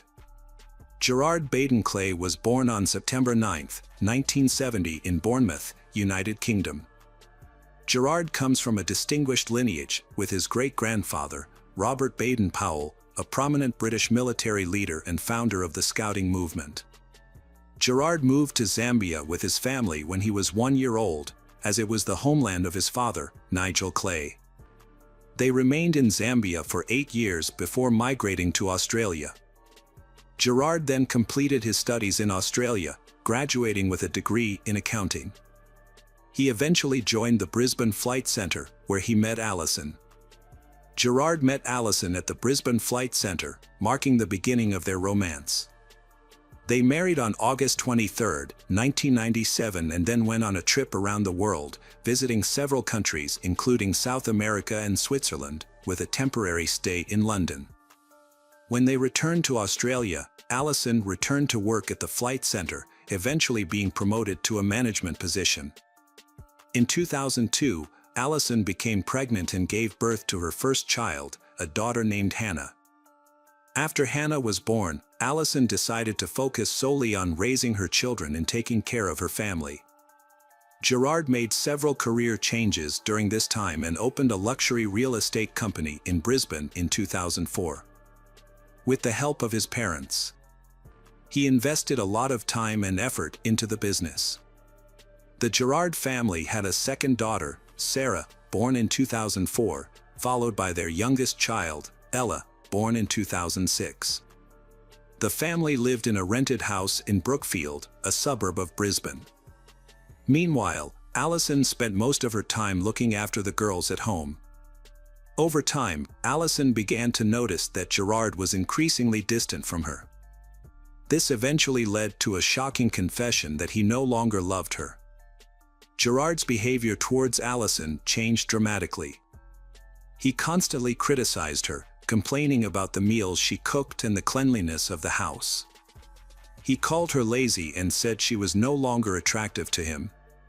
Allison chose to remain silent in the face of these hurtful comments. In her diary, she poured out her heart, expressing her enduring love for Gerard, their frequent arguments, her feelings of guilt and her determination to change to win his love back. Allison hid her family troubles behind a cheerful exterior, making her appear to be a warm, caring person, a devoted mother and a loving wife.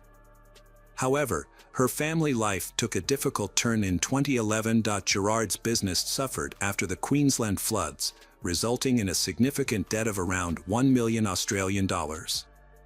That same year, in October, Allison discovered that Gerard was secretly having an affair with Tony McHugh, a co-worker. Gerard and Tony met in 2008 when Tony was a client, and Gerard hired her. At the time, Tony was having marital problems after 17 years of marriage, which eventually led to Tony's divorce. Tony knew Gerard was married, but Gerard said that the relationship with Allison was loveless and that he was only staying for their daughter. Gerard promised Tony a future together and that he would marry her. In October 2011, Allison discovered that Gerard was having an affair with Tony. Gerard immediately ended the relationship and severed ties with Tony by firing her from his real estate company and reconciled with Allison. Tony still harbored hopes for a future with Gerard. For months later, in April 2012, Tony and Gerard were talking on the phone while Tony was driving home. They discussed an upcoming real estate conference and Gerard casually mentioned that Tony would be meeting Allison there the next day. This revelation upset Tony, causing her to question the promises he had made to her and to call him dishonest. Gerard apologized to Tony, reaffirmed his love for her, and reiterated his commitment to ending his marriage to Allison within 3 months. The following morning, April 20th, at 7:14 a.m., Gerard contacted the police in a distressed state, reporting that Allison had gone missing after going for a walk around 10 p.m. the night before. When police arrived at Gerard's home, they noticed deep, curved scratches on his face, which he claimed he had sustained while shaving. Further examination revealed small red marks on his chest, which Gerard explained were from a moth bite he had encountered while changing an outdoor light. A search of the house revealed no signs of a disturbance. Everything was in order, and the bed was made. Despite his stress, Gerard appeared calm and began getting his daughters ready for school and daycare. Police interviewed Hannah, Sarah, and Ella, who reported falling asleep after their mother turned off the lights and had not seen her since. During questioning, the crying girls described their parents as a happy and generally harmonious couple. Police searched the area and spoke to neighbors, but no one witnessed anything unusual. The only initial clues found were a small bloodstain on Allison's car and a strand of her hair in the trunk. A large-scale search operation soon followed, with rescue teams and volunteers searching woods, wells, manholes, and dams near the Allison family home. To aid the search efforts, a mannequin was placed wearing an outfit similar to Allison's last known outfit to aid the search efforts. As time went on, the chances of finding Allison alive diminished. Her friends clung to hope, not wanting to think the worst. Gerard appeared visibly upset as he tearfully pleaded with his wife to return, in front of the media. Behind the scenes, however, he instructed his lover, Tony, to keep quiet and put their relationship on hold, promising to reunite in the future. 10 days after Allison went missing, a boater made a horrifying discovery on the banks of Colorado Creek, about 8 miles from the Allison family home, on April 30, 2012. The body was found in an advanced state of decomposition. The day after Allison's body was discovered, Gerard contacted his insurance company to inquire about filing an $800,000 life insurance claim on his wife.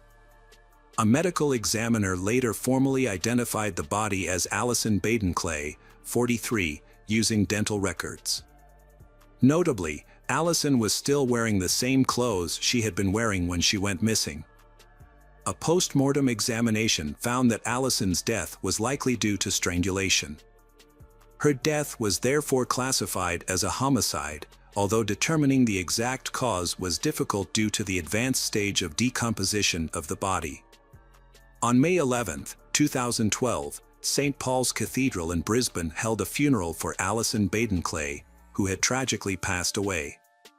Her husband, Gerard, was visibly overcome with emotion, crying throughout the service as he consoled his daughters and consoled Allison's parents. Hundreds of people attended the service. However, while Gerard was apparently mourning his wife's death, he was secretly communicating with his mistress, Tony, through public phone calls. He informed her of Allison's passing and urged her to keep their affair a secret from the police investigation. Meanwhile, the police began to question the story Gerard had given them. He claimed that Allison had gone for a walk around 10 p.m. and was gone when he woke up. However, conflicting evidence emerged. Police found that Gerard had charged his phone at 2 a.m. and was on his computer at 5 a.m., and forensic analysis showed that the marks on his cheeks were consistent with fingernail scratches. In addition, no blood was found on his razor. A biologist disputed Gerard's explanation of the caterpillar bites on his chest, stating that no caterpillars in the family's area could have caused such injuries. A separate expert examined Allison's hair and found 5 different types of leaves: eucalyptus, Chinese elm, myrtle, cat's claw vine, and herringbone fern. 2 of these, eucalyptus and Chinese elm, were found growing directly under the bridge where Allison's body was discovered. In addition, all 5 types of leaves and thorns were found in the Allison family's backyard. On June 13, 2012, a month after Allison's funeral, 41-year-old Gerard Badenclay was arrested and charged with his wife's murder. He maintained his innocence and claimed he would fight the charges and applied for bail, which was immediately denied due to concerns that he might flee. During the investigation, police spoke to Tony, who revealed their 4-year secret relationship to Gerard. It was also discovered that just days before Allison went missing, Gerard had sent Tony a letter promising to be with Tony on July 1st. Further complicating the case. The prosecution's theory was that Gerard had killed his wife, Allison, to collect life insurance money and pay off debts. They believed he also planned to move on with Tony McHugh. According to their theory, a fight broke out on the evening of April 19, 2012, while Gerard and Allison were watching TV after their daughters had gone to bed. During the argument, Allison allegedly scratched Gerard's cheek, leaving her fingernails to collect DNA evidence. Unfortunately, the DNA had degraded, making it impossible to determine its source. The prosecution claimed that Gerard strangled Allison, then dragged her body through the backyard, leaving her hair tangled with leaves. Gerard placed her body in the trunk of his car and drove to a nearby river, where he dumped her body under a bridge. The prosecution believed that Gerard thought the river would wash her body away, effectively covering up his crime. Gerard then allegedly returned home, charged his phone, cleaned the house, and reported Allison missing the next morning. After finding Allison's body, Gerard hired a criminal defense attorney and went to see him. During Gerard's 2014 murder trial for Allison, prosecutors were convinced that Gerard was guilty and argued that he had killed her. However, Gerard maintained that he had nothing to do with her death. He admitted that he and Allison had argued and suggested that she may have left the house late one night because she was depressed and may have taken her own life. However, Allison's family and friends rejected this idea. They were certain that Allison would never leave her daughters, as she loved them very much. Her friends had long spoken out against Gerard, describing him as arrogant, fake, and self-centered. They believed that Allison's deep love for him blinded her to these negative traits. During the trial, excerpts from Allison's diary were presented as evidence. The diary revealed how isolated she felt and how controlling Gerard was, especially after the birth of their first child. She described feeling trapped at home and detailed several instances of Gerard's controlling behavior. This included insulting her, monitoring her conversations with a baby monitor, controlling her finances, deleting relatives' contact details from her phone and blocking their calls. After Allison's death, Gerard's attempts to make an insurance claim were rejected, with the money being withheld until the trial was over. Another important testimony came from Melissa Romano, who had never met Gerard in person but had spoken to him on the phone in 2009 about a real estate deal. She testified that after the deal was finalized, Gerard called her out of the blue, suggesting, "I'm looking for someone to kill my wife." Melissa, stunned, questioned his motives, but Gerard abruptly redirected the conversation and ended the call. This testimony played a key role in the case against Gerard, which on July 15, 2014, Gerard Badenclay was sentenced to life in prison with the possibility of parole after serving 15 years. In 2015, Gerard appealed his conviction, and the court reclassified the crime to involuntary manslaughter, shortening his prison term. However, the decision sparked widespread outrage, with around 4,000 people demonstrating in support of Allison's family. In response to public sentiment, in 2016, Australia's High Court overturned the Court of Appeal's decision, reinstating the original murder conviction. As a result, Gerard will not be eligible for parole until at least 2027. During his incarceration, Gerard initially behaved like a model prisoner. However, over time, he adapted to prison life and became less restrained in his behavior, leading to an incident where he clashed with a prison guard, which resulted in a stern reprimand. Following Gerard Baden-Clay's trial, his former lover, Tony McHugh, moved to Bali, where she spent her time teaching and doing charity work. 4 years later, she moved to the United Arab Emirates to continue her education career. Tony now lives a private life, keeping her personal information private. She occasionally connects with friends on social media using a private account, as she fears that Gerard may try to find her after his release. In a recent public statement, Tony expressed remorse for her actions and clarified that she never intended to cause Allison any harm.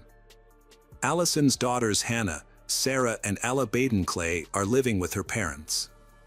Allison's assets, including her insurance money, have been passed on to her children. After completing her university studies in 2022, Hannah has followed in her mother's footsteps by pursuing a career in dance. In memory of her sister Allison, Vanessa set up a charity to combat domestic violence and support those affected, while raising awareness of the issue. Hello friends, welcome to our channel. Today we're going to take a look at another horrible case with you. The case of Brayla Stone. Brayla Stone, a 17-year-old girl born and raised in North Little Rock, Arkansas, stands out for her fun-loving and outgoing personality. She lives in the suburb of Sherwood. Brayla is very active on social media, especially Instagram, where she attracts many followers thanks to her unique sense of humor. Despite being transgender and sometimes facing negative reactions from some people in the community, Brayla is always proud of who she is. She is not afraid to stand up for herself and oppose negative words or actions directed at her or her lifestyle. Brayla lives confidently and strongly, not letting anything stand in her way. Brayla naturally expresses her femininity in her daily life and on social media. This is shown not only through her style of dress and makeup but also through her behavior and communication with people. She realizes that true confidence comes from accepting and loving yourself, not from trying to meet other people's expectations. Despite life's challenges, Brayla persists in pursuing her dreams and holding on to her beliefs. She hopes to one day stand in a spotlight, proudly showing her true self to the world. Brayla is a strong and admirable girl. We use the pronoun she when talking about Brayla to show respect and acknowledge her gender identity. In 2020, Brayla began a relationship with Trevone Hayes Miller, an 18-year-old who worked at a local Arby's. However, Trevone has a troubled past. Trevone was involved in a murder when he was 14 and was part of a criminal gang. In April 2016, Trevone and two older teens plotted to rob Brian Thompson, a 17-year-old marijuana dealer. They lured Brian to the parking lot of a local recreation center, promising to buy his merchandise. Trevone was carrying a BB gun, while one of his friends was carrying a real gun. While Brian was making the transaction, the older teen suddenly shot Brian in the neck and stole $15. The group then fled. Brian's death highlights the brutality and guilt of Trevone and his gang's actions. It is clear that Trevone was a dangerous criminal. This raises the question of why Brayla would choose to date someone like that.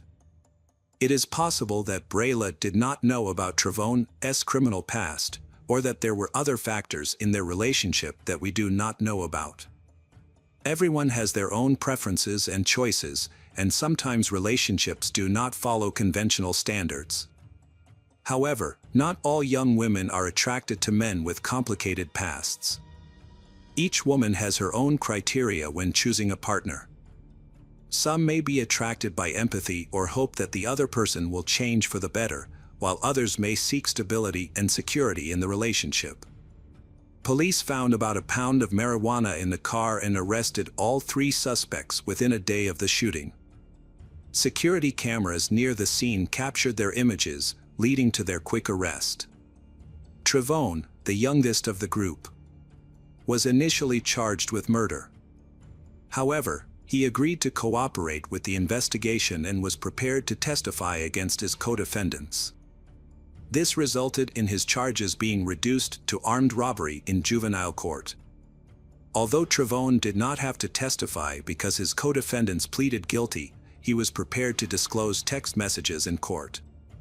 These messages showed that Trevone was the mastermind behind the robbery plan, despite being the youngest of the group. Trevone initially planned to commit the robbery at an abandoned house they had been using as a hideout. As a result, Trevone only served a short time in juvenile detention. 2 older accomplices were convicted and remain in custody. In 2019, Trevone was arrested again for robbery and impersonation. He posed as a security guard at a Walmart and attempted to rob 2 customers in the parking lot. A few months later, he was arrested again on weapons charges. In 2020, Trevone and Brayla had a romantic and sexual relationship for a while. Brayla was a confident transgender person but still faced social stigma. She understood that not everyone accepted her. When she began her relationship with Trevone, Brayla agreed to keep it a secret. Although Trevone knew Brayla was transgender, he still felt uncomfortable making the relationship public. He feared the negative reaction from society and the possible consequences. Instead of public his relationship with Brayla, Trevone kept the relationship a secret. Their conflict escalated when Brayla discovered that Trevone was having an affair with another woman. Feeling betrayed, Brayla threatened to expose their relationship. Trevone responded by inviting Brayla to his home and offering to pay her to keep quiet. Trevone's fear causes him to have negative thoughts. Instead of facing society and taking responsibility, he wants to eliminate Brayla to keep the secret. Trevone tells her about his intentions through a phone call. However, she does not take the threat seriously, believing that Trevone only says it when he is agitated. She tries to calm him down and hopes that things will work out on their own. After the phone call, Brayla went to Trevone's home. A friend confirmed this while talking to Brayla on the phone as she was waiting for Trevone to open the door. About 5 hours after meeting Trevone, Brayla texted the friend, saying she was unhappy and they had been arguing for hours. Sadly, this was one of the last times anyone heard from Brayla. The next morning, a passerby called the police to report a body in a park in the Sherwood area of North Little Rock. Police found Brayla's body in a black Saturn Vue on a gravel road near 7224 Vista Point Court, which overlooks Gap Creek Drive. North Little Rock police had reported Brayla missing shortly before the discovery.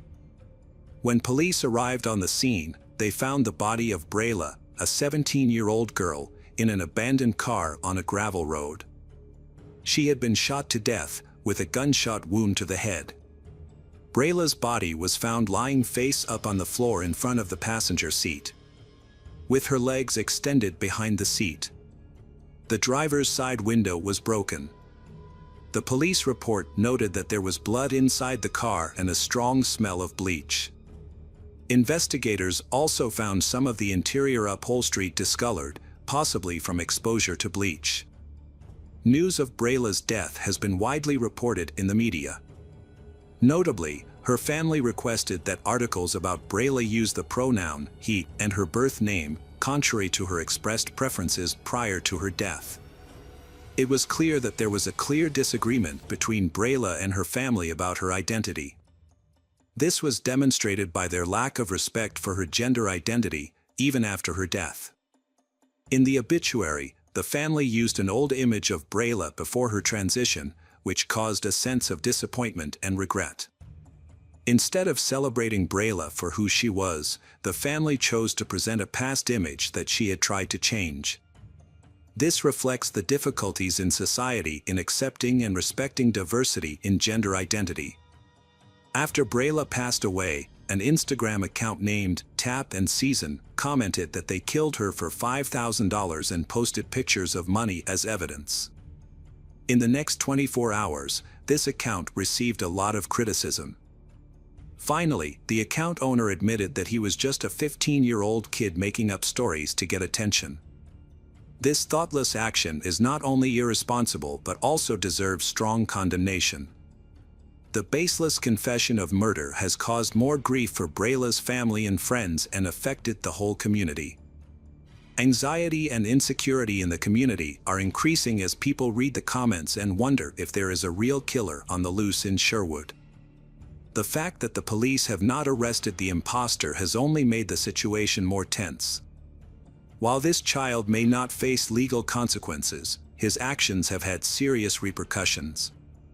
Hopefully, as he grows up, he will realize his mistakes and learn a valuable lesson about the importance of honesty and respect for others. After a week of investigation, the police arrested Trevone. According to reports, Trevone quickly became the prime suspect in the case. A friend of Brayla provided important information to the police. Brayla was with Trevone on the night of her murder, and the location where Brayla's body was found was a place Trevone frequently went to have sex, due to its proximity to his residence in Sherwood. After Brayla's death, Trevone's manager at Arby's contacted him. During the conversation, Trevone appeared very upset and said that he had screwed everything up and would not be returning to work for a long time. Although the manager tried to ask Trevone what had happened, he only replied that she would know soon. Upon hearing that Brayla's body had been discovered, the manager immediately reported the conversation to the police. With this information and other evidence, Trevone was finally arrested on August 3rd. At trial, prosecutors alleged that Trevone had murdered Brayla to prevent her from revealing their sexual relationship. According to the indictment, Brayla had discovered that Trevone was dating another woman and planned to retaliate by making their previous intimate relationship public. Fearing that he would be labeled a homosexual, Trevone allegedly paid Brayla to keep the matter quiet. However, when he learned that Brayla was still planning to reveal the information, Trevone killed her.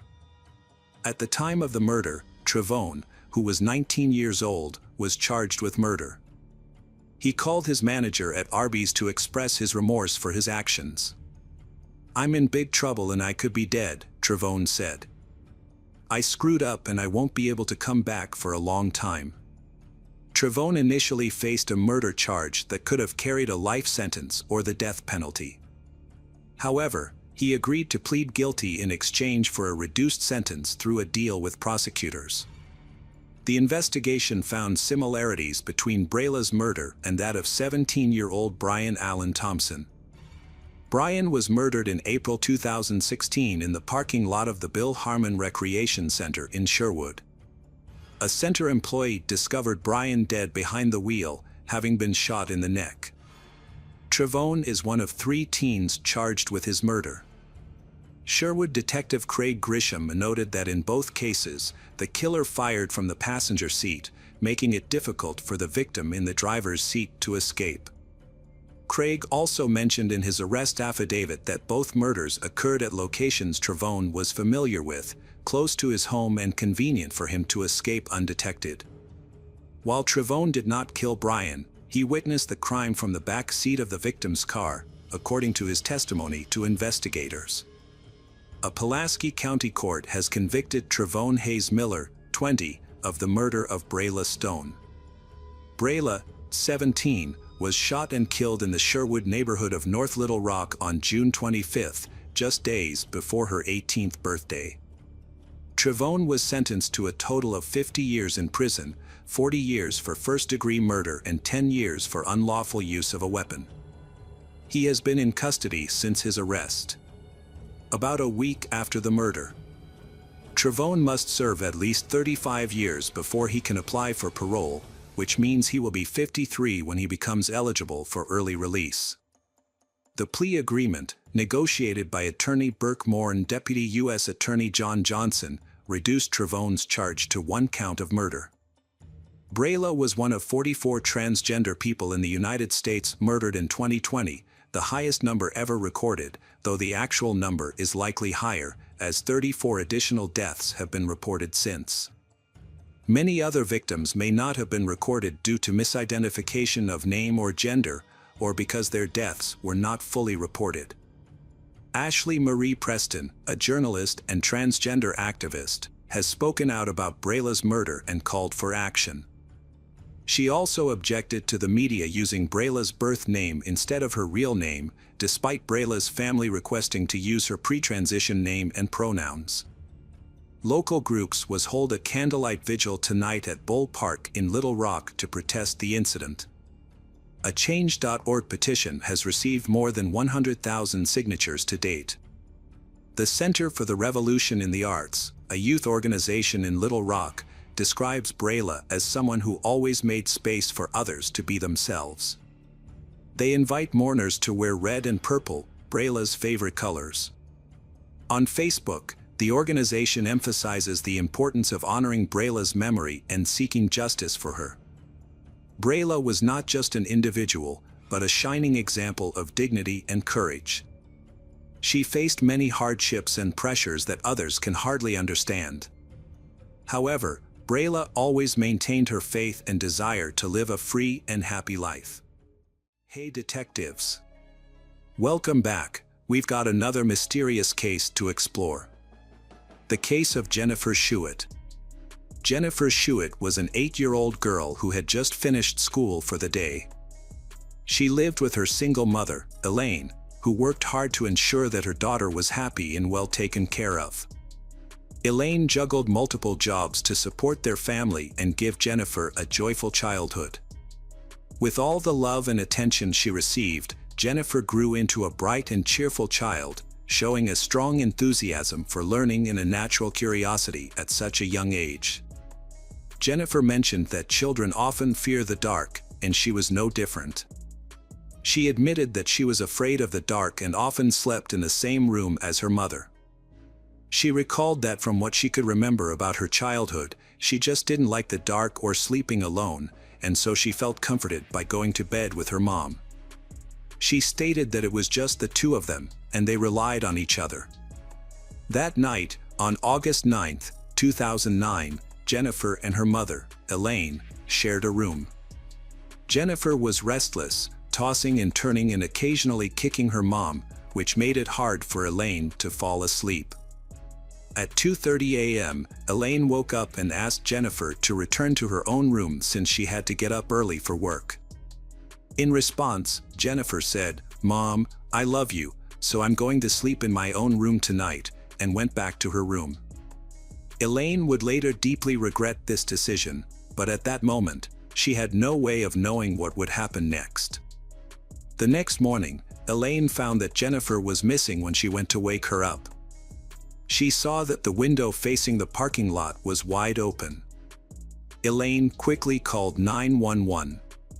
When the police arrived, she explained that she hadn't heard any sounds or screams after Jennifer went to her room. It's important to note that their apartment was on the first floor, and Jennifer's windows overlooked the parking lot. This made Elaine worry that someone might have seen Jennifer and entered her room through the window. Elaine understood that their apartment wasn't the best place for her and her young daughter, but it was all they could afford at that time. However, Elaine's parents stepped in to assist her and their granddaughter by buying a small house nearby and renovating it. Jennifer and her mother were set to move into the new house in a few months. The day before Jennifer went missing, they had been working in the garden there, where Jennifer had been bitten by mosquitoes, making it difficult for her to sleep peacefully that night. After her daughter went missing, Elaine was heartbroken. She expressed that Jennifer was her only child and begged for her safe return. The police dedicated themselves to finding her. Fortunately, Elaine received news sooner than expected. Later that day, around 6:30 p.m., The police got a call from parents whose children were playing in a field and discovered something alarming. To their shock, they realized it was a young girl. When the police arrived at the scene, they found 8-year-old Jennifer Schuett's body in the middle of the field, 5 kilometers from her home. Jennifer was in a serious condition, but she was still breathing. She had a deep cut across her throat. The most life-threatening injury was this wound, which led to significant blood loss and left her very pale and weak. She was rushed to the hospital in critical condition, where doctors worked hard to save her life. One doctor recalled that when he first saw Jennifer in the emergency room, she was a fairly small 8-year-old, very pale, and covered with ant bites and scratches on her back. He mentioned that she couldn't make any sounds because of the injury to her neck. Fortunately, he added that after the operation, Jennifer's condition stabilized and the bleeding stopped.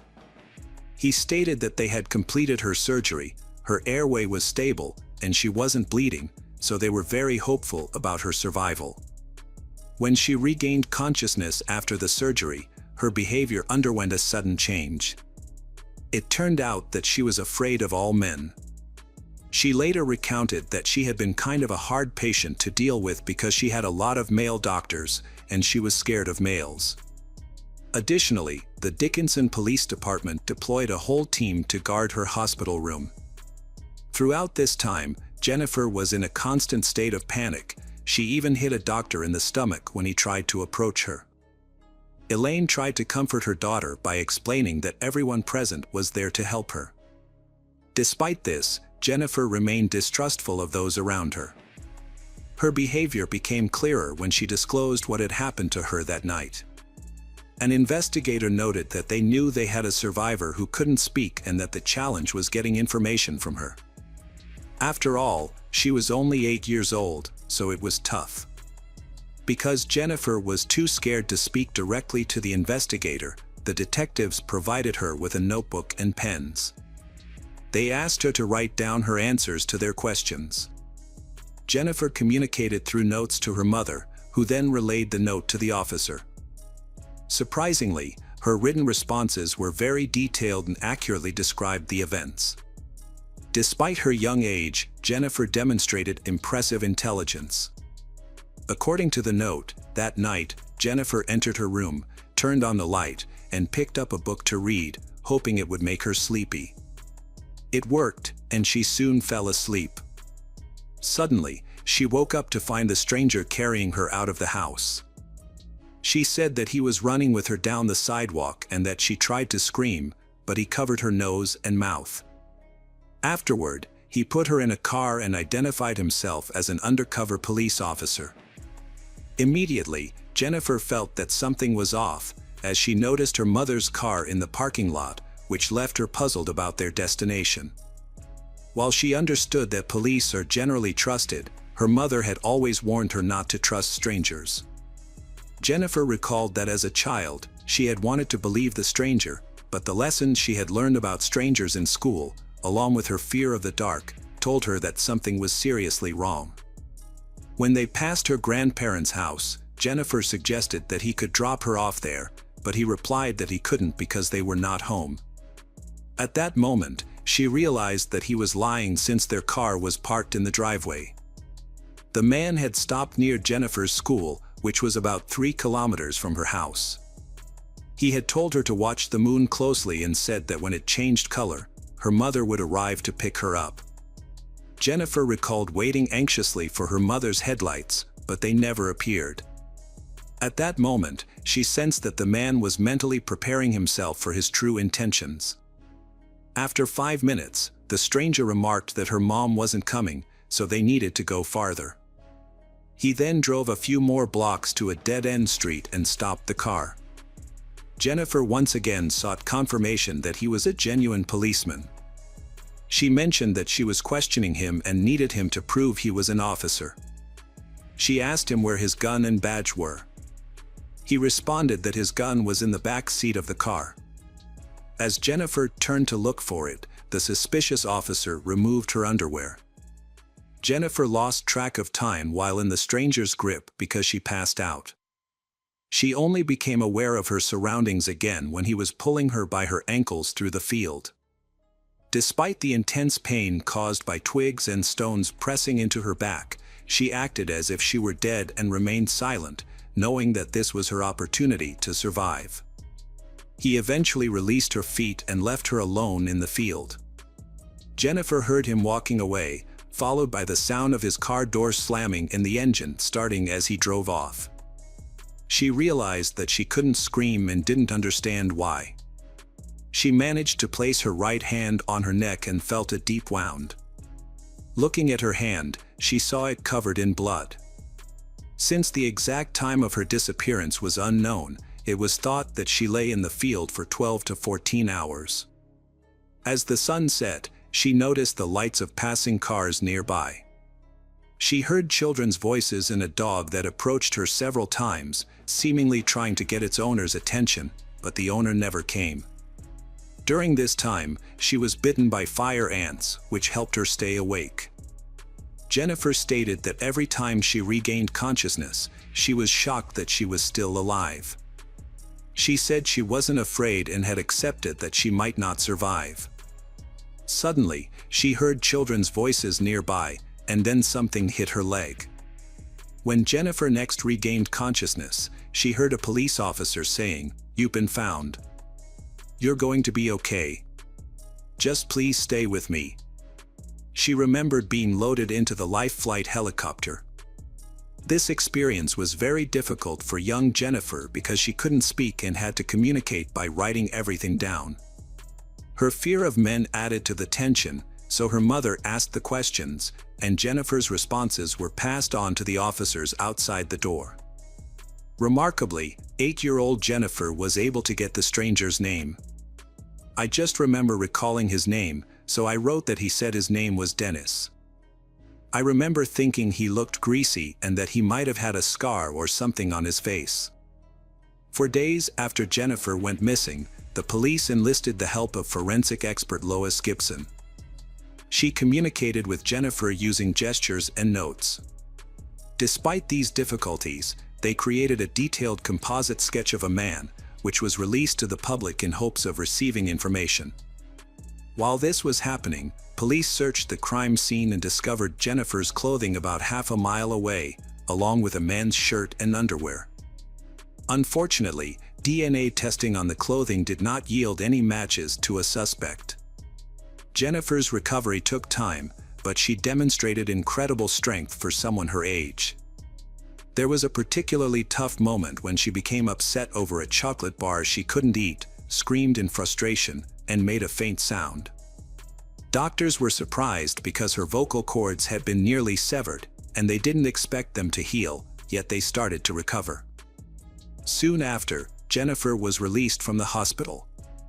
She returned home and resumed her studies. After finishing school and college, she chose to become a children's librarian. However, she never forgot the traumatic events of that night. Every day felt like a search for her attacker. She wondered if he could be anyone around her. Could it be our new neighbor? Someone at the post office or the grocery store? Is he watching us? Will he come back to finish what he started? Fortunately, Jennifer met a man named Jonathan, and for the first time in years, she felt she could trust someone. They fell in love. Meanwhile, the investigation into her attacker stalled. The chances of finding him diminished as time passed, and the case remained unresolved, moving from one investigator to another without progress. 18 years after that dreadful night, Jennifer received a phone call. She learned that Detective Tim Cromie would be taking over her case and that he wanted to meet with her. Tim Cromie promised to do everything possible to catch the criminal, and Jennifer believed him. He told her that he would do whatever he could in his power until the end of his career to get her the answers she needed for the case. Tim decided to involve FBI Special Agent Richard Renison in the case. Richard had previously worked for the Dickinson, Texas Police Department before joining the FBI. Together, Tim and Richard uncovered a significant amount of evidence collected on the day Jennifer went missing and shortly after she was found. Key pieces of evidence included Jennifer's underwear, as well as the perpetrator's shirt and underwear. They sent a DNA sample found on these items to the lab in Quantico, Virginia. While detectives recognized that DNA analysis technology had improved significantly over the past 19 years, they also knew that the age of the case would make it less of a priority in the lab. Investigating cold cases often comes with the challenge of time, as witnesses forget, people move away, and some may even pass away. However, one advantage of this case's age was the advancements in DNA technology that could aid their investigation. A year later, their efforts were finally recognized. The man whose DNA was discovered at the crime scene was Dennis Earl Bradford, the same name that Jennifer had identified years earlier. Remarkably, the 8-year-old girl had been extremely precise in her descriptions. Despite being on pain medication, unable to speak, and only 8 years old, she wrote down the name Dennis. This was a significant indication of her accuracy. In fact, it later became clear just how precise she was about many details. Dennis Bradford, now 39, lived in North Little Rock, Arkansas, and his DNA had been entered into the national database after he assaulted a woman in a bar in 1996. He was sentenced to 12 years in prison but only served 4. On February 4, 2000, he was conditionally released, and less than a year later, he was arrested for driving under the influence, just half a mile from his home. He remarried and worked as a welder until his arrest in 2009. Tim Cromie and Richard Renison looked into the connection between a suspect from North Little Rock, Arkansas, and Dickinson, Texas, a small town. They discovered that the man had been arrested in Dickinson in 1987, 3 years before Jennifer's attack. At that time, he had 2 addresses located within 2 miles of Jennifer and Elaine's apartment. To verify that he was the kidnapper, detectives requested a 19-year-old photo from his driver's license. When they saw the photo, they were shocked because it resembled the composite sketch made with input from 8-year-old Jennifer. One detective asked if Dennis had ever heard the name Jennifer Schuett, to which he replied affirmatively. The detective then inquired if Dennis had ever had the occasion to come into contact with her, and the suspect again confirmed this. When asked to elaborate, Dennis hesitated, stating that it was a lot to explain, but he believed that if the detective were to see her, he would be extremely proud of her. Finally, and the suspect stated that Jennifer was alive, repeating that she was alive. The detective reacted with disbelief, exclaiming, "Oh God." The suspect responded by saying that the detective had no idea how hard he had prayed for that, mentioning that he was a believer in Christ but had no idea about her status. He added that it was just about 2 days later when he ran away and took off. Dennis Earl Bradford was arrested on October 19, 2009. He claimed he didn't know Jennifer, couldn't remember why he had stopped near her apartment, and didn't understand why he had acted so cruelly towards her. Bradford also shared a significant detail that investigators were unaware of. After the attack, he felt intense guilt. He wanted to pull the trigger but ultimately changed his mind. Following this, he was admitted to a psychiatric ward, which was the same hospital where Jennifer was still receiving treatment at that time. He had been very close to her at that time. Immediately after the interrogation, detectives informed Jennifer that the criminal they had been searching for 19 years had been arrested. Jennifer expressed that when they called her that morning and told her that they had really arrested Dennis Bradford, it was the most moment of her life and meant everything to her. She conveyed her gratitude to the detectives for fulfilling their promise and, above all, wanted to thank Detective Tim Cromie from the Dickinson Police Department and Special Agent Richard Renison from the FBI for all their hard work and dedication over the last year and a half. She emphasized that their promise from day one, never giving up on her case and hearing her voice while seeing her determination, meant a lot to her. Jennifer also admitted her anticipation of facing Dennis Bradford in the courtroom since he was willing to plead guilty and not drag out the trial. Jennifer was given the opportunity to select a court date and chose August 10th, the 20th anniversary of the attack. She mentioned that she remembered staying up late, endless nights, trying to perfect her victim impact statement, writing, erasing, and writing again, just trying to perfect what she wanted to say. She said that she had 19 years worth of things to say to that person.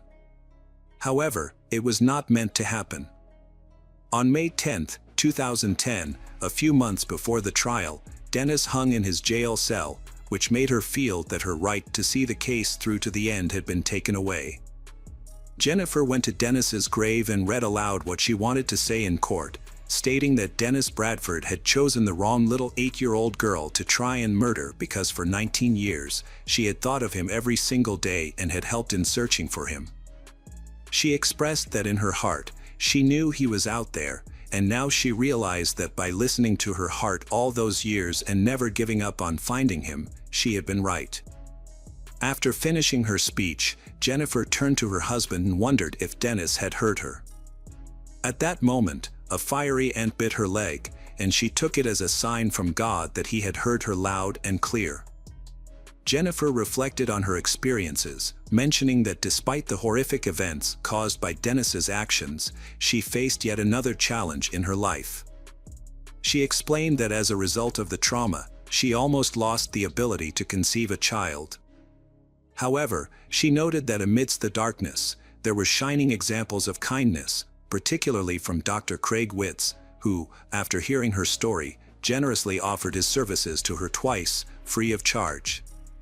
She shared that at the end of 2012, she and her partner welcomed their daughter Jenna and later their son Jonah, expressing her disbelief by saying that it felt like a dream and questioning who would have thought that they would really be her happy ending.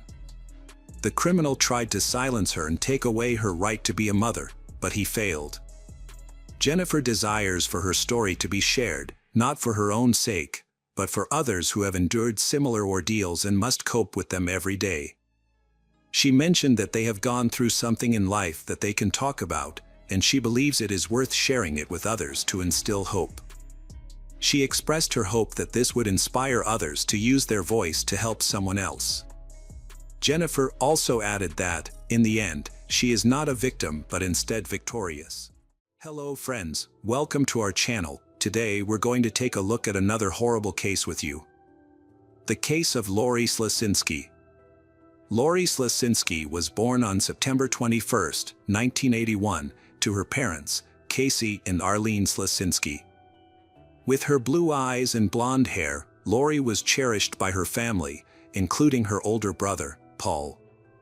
The Slasinski family originally hailed from New York State but moved to the rural Alabama farmland near Auburn when Lori was 13 years old.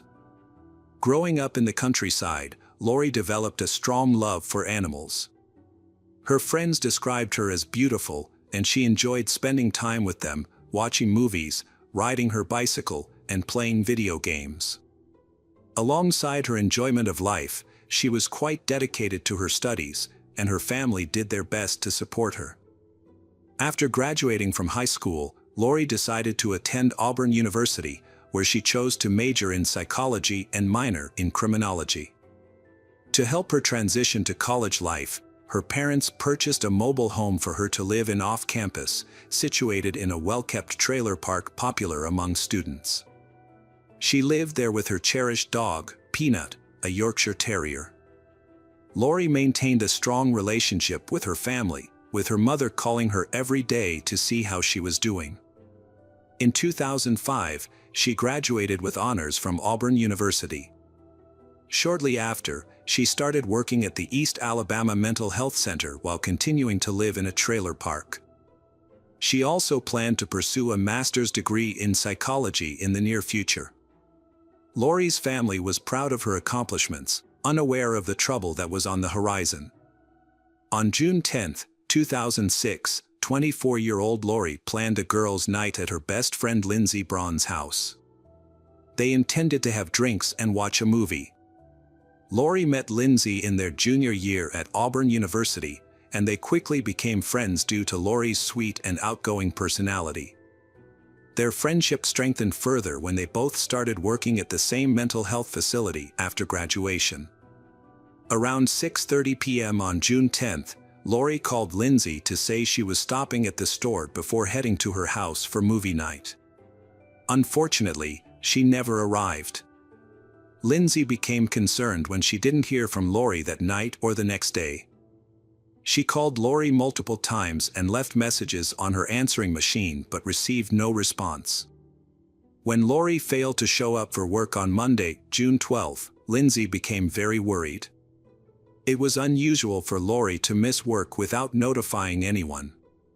After Lori missed work again on Tuesday, June 13, Lindsay and another coworker decided to check on her at home. When they arrived at Lori's trailer, Lindsay noticed that Lori was not there. The door was unlocked and the air conditioning was running, which was unexpected. Inside, Lindsay saw that Lori's dog, Peanut, was in his crate. He appeared healthy and content, suggesting that someone had been taking care of him. Remarkably, his crate was clean, despite Lori being missing for several days. Lindsay sensed something was wrong, as it was unusual for Lori to leave her pet unattended. She recalled that Lori had placed 3 rugs on her kitchen floor because the dog wouldn't walk on the tile. However, those rugs were now missing, as well as the outside trash can. Later that day, June 13, 2006, Lori's mother, Arlene, received a call from her workplace about Lori missing work for 2 consecutive days. Arlene tried calling Lori but couldn't reach her. Concerned for her daughter's safety, Arlene hurried to Auburn after informing her husband, Casey, about Lori's disappearance. When she arrived, Arlene entered Lori's trailer and noticed something was off. The door was slightly open, and Lori's bed was neatly made, but Lori was nowhere to be found. Her car was also missing. Upon further inspection, Arlene saw that several items were missing: Lori's kitchen rugs, a pillow from her couch, a Galileo thermometer, a green trash can that Lori used for her rake and shovel, and the phone cord for her landline. A sense of alarm started to rise in Arlene as she understood that something terrible had happened. She officially reported her daughter missing, but still holding out hope that she would return. The police began their investigation and searched Lori's trailer home. While they didn't find any clear evidence pointing to a suspect, they did see signs of a struggle and scuff marks on the wall. On the bed sheet, they discovered semen and found traces of blood on the doorknob. A coat hanger and a single golden hoop earring were also collected from the scene. On June 10, 2006, police obtained surveillance footage showing Lori at an Alabama Walmart, marking the last confirmed sighting of her. After this, no one knew what had happened to her. Later that afternoon, Arlene received a phone call from one of Lori's friends, a 25-year-old named Daryl Richard Ennis, commonly known as Rick. He claimed he had seen Lori on the day she went missing and suggested that she might have gone off to make a drug deal. Lori had met Daryl at the bowling alley where he worked and often spent time there while she was a student. Arlene recognized Daryl because Lori had invited him to celebrate Christmas with their family in 2005, feeling sorry for him since he had no family of his own. However, Arlene found it hard to believe Daryl's story. Despite Lori's friendship with him, she was convinced her daughter would never be involved in drug dealing. Arlene suspected that Daryl was lying but had no idea why he would make such a claim.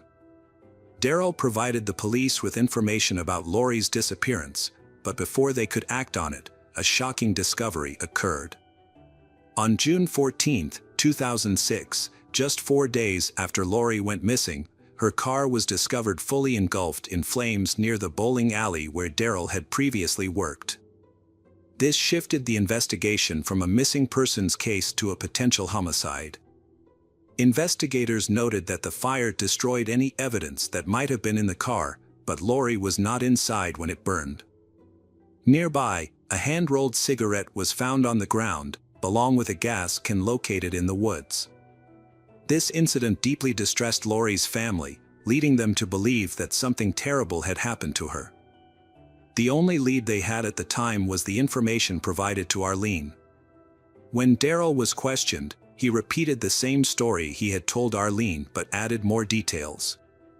He stated that he and Lori had grown marijuana together and suggested that she might have gone off to sell her portion of it. He also mentioned that Lori could have been involved with some dangerous people. The police searched Lori's trailer, but despite a thorough investigation, they found no evidence of her dealing drugs. During the interview, investigators noticed several scratches on Daryl's hands and arms, which he said were from his dog. Investigators uncovered troubling information from Lori's friend, Lindsay. During their last phone conversation on the day Lori disappeared, Lindsay heard Daryl speaking in the background.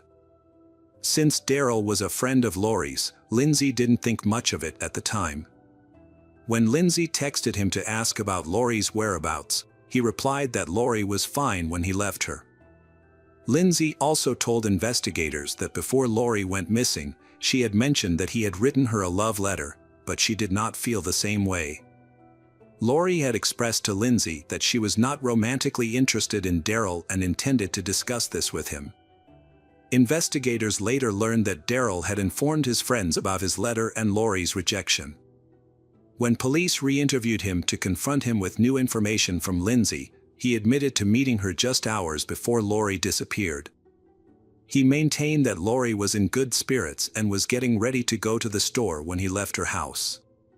However, detectives identified several inconsistencies in his story, which led them to consider Daryl their main suspect. Their suspicion intensified after searching his car, where they found several significant items, including a knife, cleaning supplies, and handcuffs. Investigators started digging into Daryl's past to find more evidence, but they were unprepared for the shocking discoveries. They uncovered that Daryl, at just 12 years old, had murdered his mother and stepfather.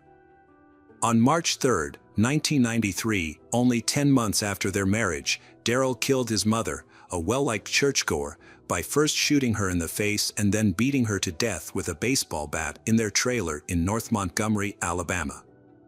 His stepfather, Eddie Joe Flowers, suffered the same fate when Daryl shot him in the face with a shotgun upon his return from work. After the murders, Daryl drove the family car and crashed it into a fence along the highway. Alabama State Trooper John Clark found Daryl walking on the road.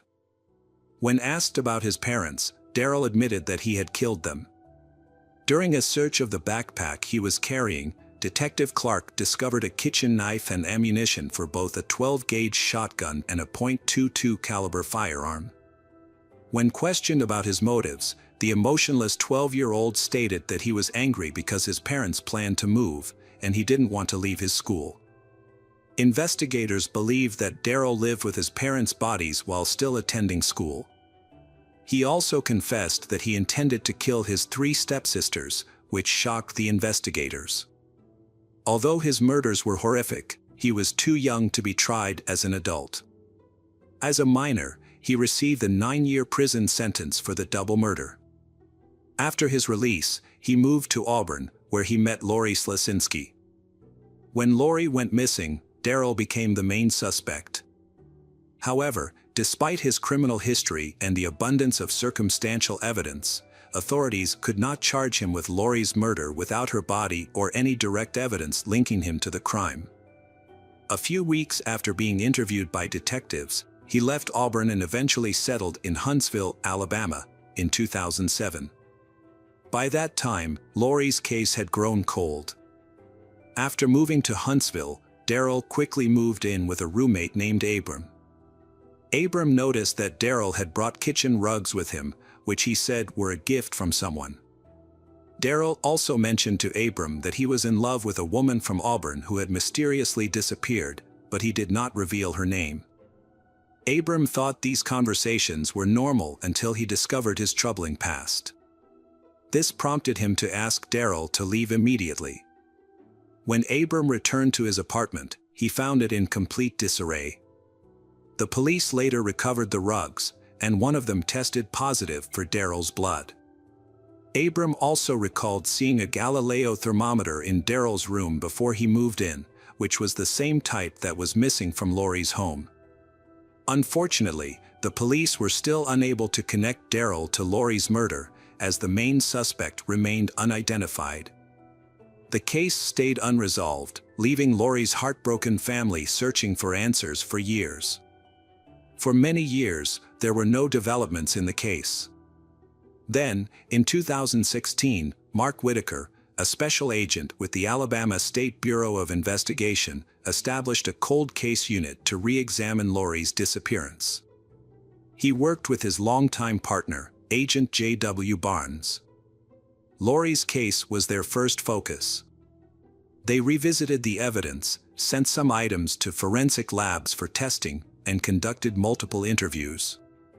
As they reviewed the evidence, Daryl became their primary suspect. Agent Mark was aware of Daryl's past and felt strongly that he had harmed Lori, but he struggled to find enough evidence or a body to prove his guilt. In an unexpected turn of events, Agent J.W. Barnes, who is Agent Mark's partner, discovered a crucial piece of evidence while reviewing old files. He found an unopened report in an envelope that had been untouched for 10 years. After Lori disappeared in 2006, the police collected evidence from her trailer, but no one followed up until the results were finally analyzed.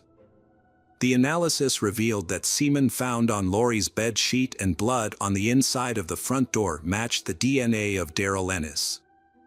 With this evidence, investigators were able to build a strong case against him, leading to an indictment in 2018.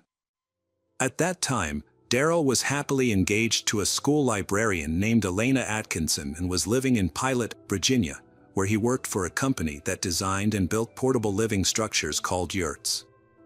On August 6, 2018, which was his 38th birthday, Daryl Ennis was arrested by a U.S. Marshals task force 12 years after Lori Slasinski disappeared from Auburn. While Lori's family felt relieved, Daryl's fiancée and co-workers were taken aback by the news. He faced 2 counts of capital murder. The trial finally started on April 1, 2022. The prosecution presented evidence suggesting Daryl's involvement in the crime, including a cigarette butt found in Lori's bed sheet that contained his DNA. In response, the defense claimed that police might have taken the cigarette from Daryl's home and planted it at the scene. They also attempted to undermine Lori's character, suggesting she was a drug dealer to account for his DNA being on the bed sheet. Daryl claimed he had consensual sex with Lori before she disappeared, implying that they were still intimate despite her rejecting him. However, his account lacked credibility, especially after 2 witnesses provided shocking information.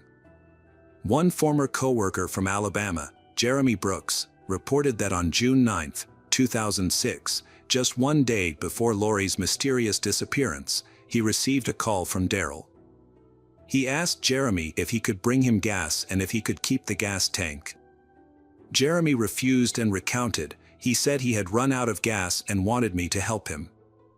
Later, after police discovered Lori's burned car, they found a gas can that matched the description of a can missing from the bowling alley where Daryl worked.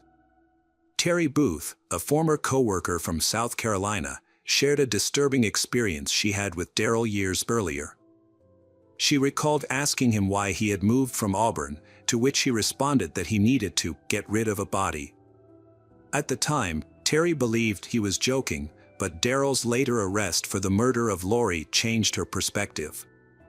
Despite Daryl consistently denying the allegations and asserting his innocence, the jury reached a guilty verdict after 2 days of deliberation.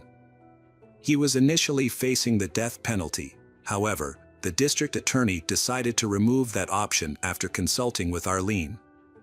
Arlene expressed that agreeing to a life sentence without parole for Daryl would spare her from lengthy appeals while ensuring he would remain incarcerated permanently. On April 14, 2022, he was sentenced to life in prison without the possibility of parole and is currently held at the William E. Donaldson Correctional Facility in Bessemer, Alabama. For Arlene, this verdict brought mixed emotions. With tears in her eyes, she expressed that it forced her to confront the painful reality that Lori would never return home, a hope she had clung to in her heart. In reflecting on Lori Slasinski's tragic story, it's impossible to ignore the heart-wrenching details that unfolded throughout her case. From her vibrant personality and promising future to the chilling revelations of Daryl Ennis's past, every twist and turn serves as a reminder of the fragility of life. The love between Lori and her family, especially her mother Arlene, paints a poignant picture of loss and longing for closure. The perseverance of investigators and the eventual breakthrough in the cold case remind us that justice, though sometimes delayed, can still prevail. As we honor Lori's memory, we recognize the profound impact her life and disappearance have had on all who knew her, as well as the vital importance of safeguarding our communities from those with dark histories. Welcome back, mystery lovers. Today's case is going to keep you on the edge of your seat. The case of Lissi family.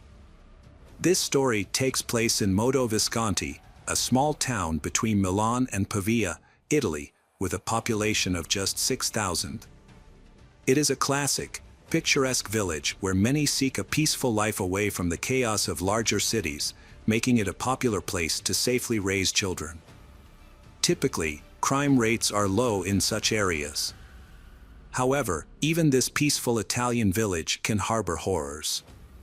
On June 14, 2014, a horrific event unfolded here. Around 2 a.m., a local man ran into the street, screaming for help. He managed to reach a neighbor who had been awakened by the noise. In shock, he explained that his family had been attacked. He told the neighbor that their home had been robbed, and everyone inside had been killed, while he had miraculously managed to escape. Appearing to be in a state of shock, he was unable to call emergency services himself, so the neighbors took it upon themselves to make the call and handed him the phone. When neighbors understood what had happened, they realized that the attackers had killed Lissi's wife, his 5-year-old daughter and 1.5-year-old son. Lissi, 31 at the time of the tragedy, had been watching a football match between Italy and England with friends. When Lissi left his home, everything seemed peaceful. However, when he returned after the match, he was horrified to find his house covered in blood. First, he discovered the body of his wife Catherine, then went upstairs and found the bodies of his children in the room. Despite his best efforts to save them, he was unable to save them. The dispatcher instructed the Lissi to check on the victims and assist them, but Lissi outright refused to touch the bodies. The rescue service operator didn't find anything unusual in Lissi's behavior. He was panicking, shocked, crying, screaming, and speaking nonsensically, but his reactions were generally typical for someone in such a situation. Emergency services were dispatched to the scene before the police arrived. Meanwhile, Lissi called his father to talk about the incident. When the police arrived, he and his father were already meeting on the porch of the house. Doctors confirmed the deaths of 38-year-old Catherine and her 2 children. Police arrived at the scene around 4 a.m., where forensic experts were already examining the house for evidence. Initially, it was thought that a gang of robbers had broken in, especially since they had attacked another family a year earlier with knives and had not been caught. However, police quickly ruled out the robbery theory because there were no signs of forced entry or theft. Even a wallet containing money, which was left in plain sight, had not been disturbed. It seemed unlikely that the intruders could have entered and exited the house without leaving a trace unless they were familiar with the victims. The house was unusually clean, with hardly any blood stains that should have been there after an attack. It raised concerns that the criminal had cleaned the entire house, with suspicion naturally falling on Lissi. Statistics show that the people closest to a victim are often the ones who commit the crime. Lissi had fresh, deep cuts on his hands that he couldn't explain. He also discovered the lifeless bodies of his family members, which were already cold, suggesting they had been murdered hours before he went to see his friends. The police observed that he was acting oddly. Lissi struggled to show emotions. He couldn't cry, no matter how hard he tried. He seemed very anxious, glancing around nervously. Since he couldn't produce tears, he stood there in silence, doing nothing, even though his entire family had been brutally killed. It appeared as if he didn't care at all. This behavior aroused suspicion, and as police began questioning him, Lizzie's fears became clear. He began pacing the room, scratching his hands and banging on furniture. While this could have been a sign of stress and distress, police suspected something much darker. Doctors recommended treatment for Lizzie's arm wound. Later, he was asked to strip down for examination. When he removed his shirt, police discovered drops of blood on his lower back, but his clothes were clean. The police spoke to the neighbors, who reported strange noises and a woman's screams at around 11 p.m., just before Lizzie left the house. However, the noises quickly disappeared and the neighbors did not think to call the police. Had they acted sooner, it could have saved the children's lives, as they did not die immediately but bled out over a long period of time. The police observed that the mess in Lizzie's house was unusual for a typical robbery. Usually, thieves leave items scattered and broken, but in Lizzie's case, many things were untouched and arranged neatly, as if someone had staged. This raised suspicions about Lizzie's involvement in the triple murder. Experienced police pieced together the evidence like a puzzle and brought Lizzie in for questioning. During the interrogation, Lizzie acted unusually, instead of responding to questions. He requested pizza, sweets, and soda. He denied any connection to the crime and stuck to his version of events. After his arrest, Lizzie was locked in a cell, where he promptly fell asleep. The next day, he remained calm and even carefree, which was evident in his demeanor. The police decided to investigate Lizzie's colleagues, who revealed that he had recently developed strong feelings for an attractive girl named Maria. Lizzie became increasingly focused on Maria and made the firm decision to end her relationship with Catherine. During his interrogation, Lizzie tried to create an illusion of love and devotion for Catherine. The police were concerned about his mental health. They decided to manipulate his emotions. The police informed Lizzie that his new colleagues despised him even more after the deaths of his wife and child, and this tactic worked. It threw Lizzie off balance. He lost his temper and exploded in anger. 20 minutes later, he began confessing, after which Lizzie was formally charged with murder. The police began gathering information about his family in preparation for the trial. Lizzie was born in Kazara as the first child in the family and later had a younger brother. Their father was a strict and demanding man, clearly favoring his youngest son over Lizzie, who was often scolded. Lizzie felt deeply hurt by this treatment and never found the courage to confront her father. He followed his orders without question, and if he was in a bad mood, Lizzie would immediately retreat, knowing that it could lead to more trouble. During his teenage years, Lizzie grew fed up with what he had been through as a young man. By the age of 20, he began to show his true character and no longer wanted to hide his feelings or follow his father's orders. At school, he faced bullying and was influenced by his family's expectations, but he persisted in trying to make people happy. This desire to please became a painful struggle, as Lizzie often put the needs of others before his own. Lizzie faces psychological issues but avoids addressing them, instead choosing to let events unfold naturally. Occasionally, Lizzie will engage in arguments, but he is easily overpowered by others. To prevent worsening the situation, he believed he was making the right choice by avoiding any conflict. He felt certain that he would lose in any confrontation, so he chose to remain silent and endure everything. He had been conditioned to value others' opinions over his own. He would laugh when others laughed and felt sad when they were sad.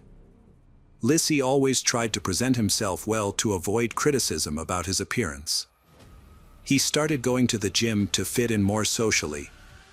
He was terrified of social rejection, but he hid his insecurities by portraying himself as altruistic and or help others. Lizzie's father forced him to study economics at university, leaving him with no other choice.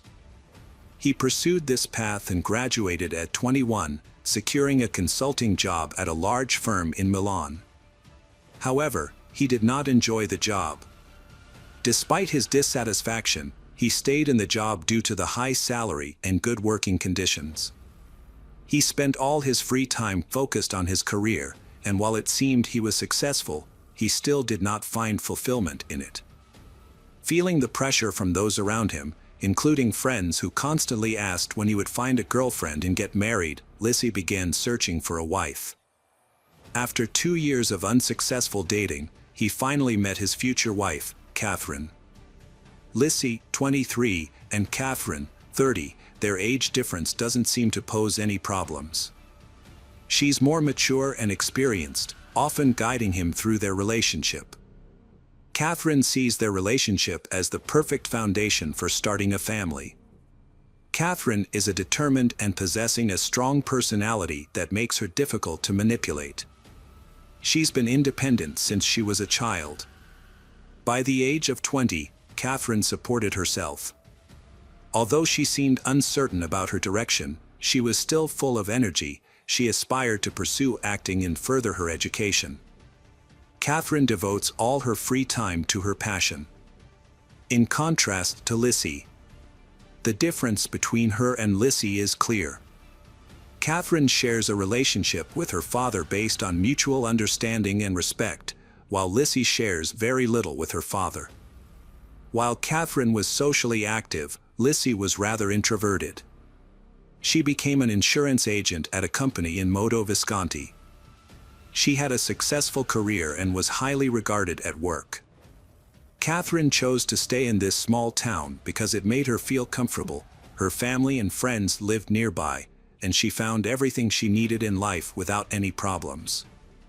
Catherine loved musicals and performed at the Modo Visconti Oratory. During this time, she also developed a love for public speaking, and it was here that she met her future husband, Lissy. Catherine was attracted to him immediately, but their initial meeting did not work out because he was too shy. They met again in 2014. At the time, Catherine was performing on stage, and Lissy seemed to come alive when he looked at her. His friends noticed a change in him. His usually indifferent expression lit up with excitement.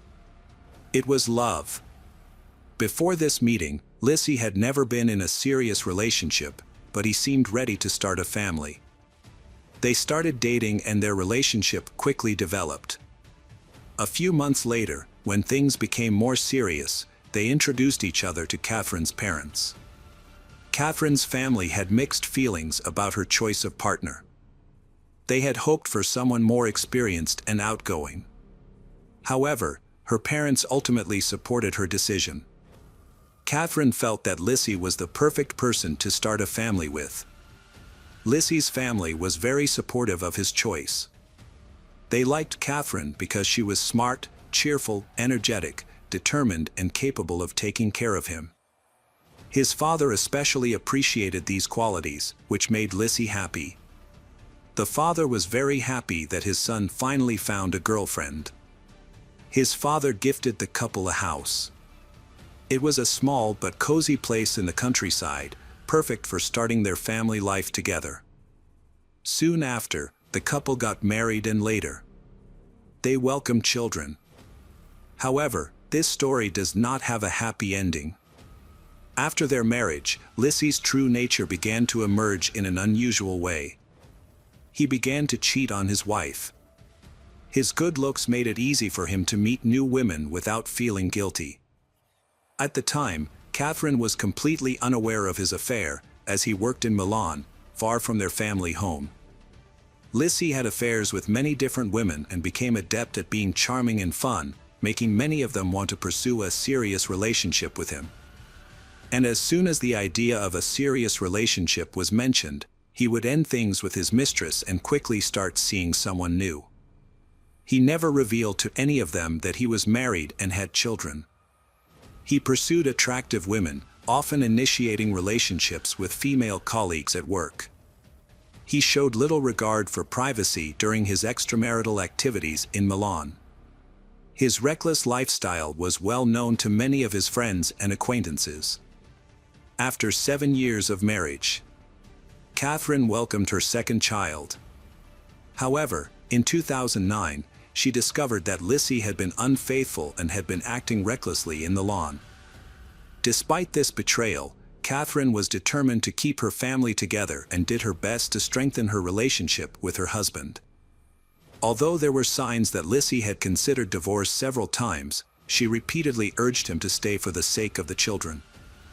In fact, Lissy cheated on her the first time before the wedding. Just a week before their wedding, while Catherine was volunteering at the Red Cross, Lissy went out with friends to a strip club, celebrating a bachelor party. During this outing, a woman showed interest in him, and his friends encouraged him to spend the night with as a last fun before marriage. He finally agreed. The next day, he confessed to Catherine that he enjoyed being single and admitted that he was not ready for marriage or a serious relationship. Heartbroken, Catherine packed her things and moved in with her parents. However, the next day, Lissy returned, apologized to her and her family, and begged her to come back. Catherine forgave him and they eventually married. Friends say he loved spending time with his children and playing with them, but he never showed affection. Those who knew him never saw him kiss or hug his son and daughter. His life was filled with lies that were obvious to both him and those around him. When a new employee joined the company where Lissy worked, he and the girl started a relationship. But the girl did not want to be the reason for the breakup, especially because it would leave the two young children without a father. Meanwhile, Lissy was haunted by his unrequited love. This frustration led him to come up with a dark plan. Despite the objections of his colleagues, Lissy decided to end his marriage to Catherine. However, he was too afraid to approach his wife and discuss it, fearing that another conflict would arise and complicate things even more. He knew that he would not be able to resist her pleas to stay together for the sake of the children. Therefore, Lissy believed that using a knife would be the solution to her problems. Police discovered relevant search queries in his browser. Initially, Lissy was looking for a divorce lawyer and also looking for a way to end her relationship quickly without professional help. Lissy then began searching for knife murder methods. This led him to a news story about a knife robbery that had occurred in their neighborhood a year earlier, which sparked the idea of staging a robbery to throw the investigation off course. On June 14, 2014, Lissy woke up with the intention of killing his entire family. It had been only a week since Lissy had started searching online for ways to kill his loved ones, and he had finally decided to carry out the horrific act. Throughout the day, he maintained the facade of a devoted family man. It was a typical Saturday for a couple with children. They went shopping together, went to a store to project an image of a happy relationship, and enjoyed family activities. It seemed like he had planned the perfect farewell weekend for them. In the evening, Catherine prepared a delicious dinner and they enjoyed it together. Afterwards, Lissy planned to visit friends to watch the football match between Italy and England. He chose this date and event as the perfect alibi. Lissy staged a massacre. Many people would be out watching the match at parties and bars, making it the perfect time to stage the robbery. After dinner, the couple put the children to bed. Lissy said goodnight to them. The couple then had sex in the living room. Around 11 p.m., Lissy told his wife that he was going to visit friends. Instead of getting dressed, he went into the kitchen in just his underwear and grabbed the largest knife in the house. He returned to the living room where Catherine was watching TV and talking to him. Lissy then approached her from behind and stabbed her in the neck, thinking that Catherine would die instantly. However, she got up and ran away. After a few steps, he caught up with her and continued stabbing her repeatedly without stopping. After stabbing Catherine 5 times deep into her chest and abdomen until she showed no signs of life, he then went into his eldest daughter's room. Despite the noise and the slightly open door, she was still fast asleep. He approached her and stabbed her once in the neck. Next, Lissy entered the room of their second child, who was 20 months old at the time. Like his sister, Little Boy slept soundly. Little Boy also died from a stab wound to the neck. However, Lissy's plan was not over yet. He went down to the basement where the bathroom was located. There, he showered to wash away any evidence of the triple murder and got dressed. Unfortunately for him, he made a mistake. He was wearing the same panties he wore to kill his children and wife. Lissy cleaned up the house and staged a robbery. He threw things around the house, threw a knife down the drain, and then calmly went to meet his friends to watch a long-awaited match as if nothing had happened. When his friends later learned of the murder, they were shocked, not only because Lissy's image as a perfect husband and father had been shattered, but also because of his calm and nonchalant attitude while watching the match.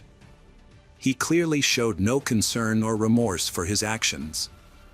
To add to his alibi, he sent several messages to Catherine discussing the game score. At 2 a.m., Lissy returned to the crime scene, acting as if it were a normal day. He parked his car in the garage, changed into his indoor shoes and went into the kitchen. There, he saw the chaos he had created and even recorded a short video. In the video, he claimed that he had come home to find a robbery had taken place.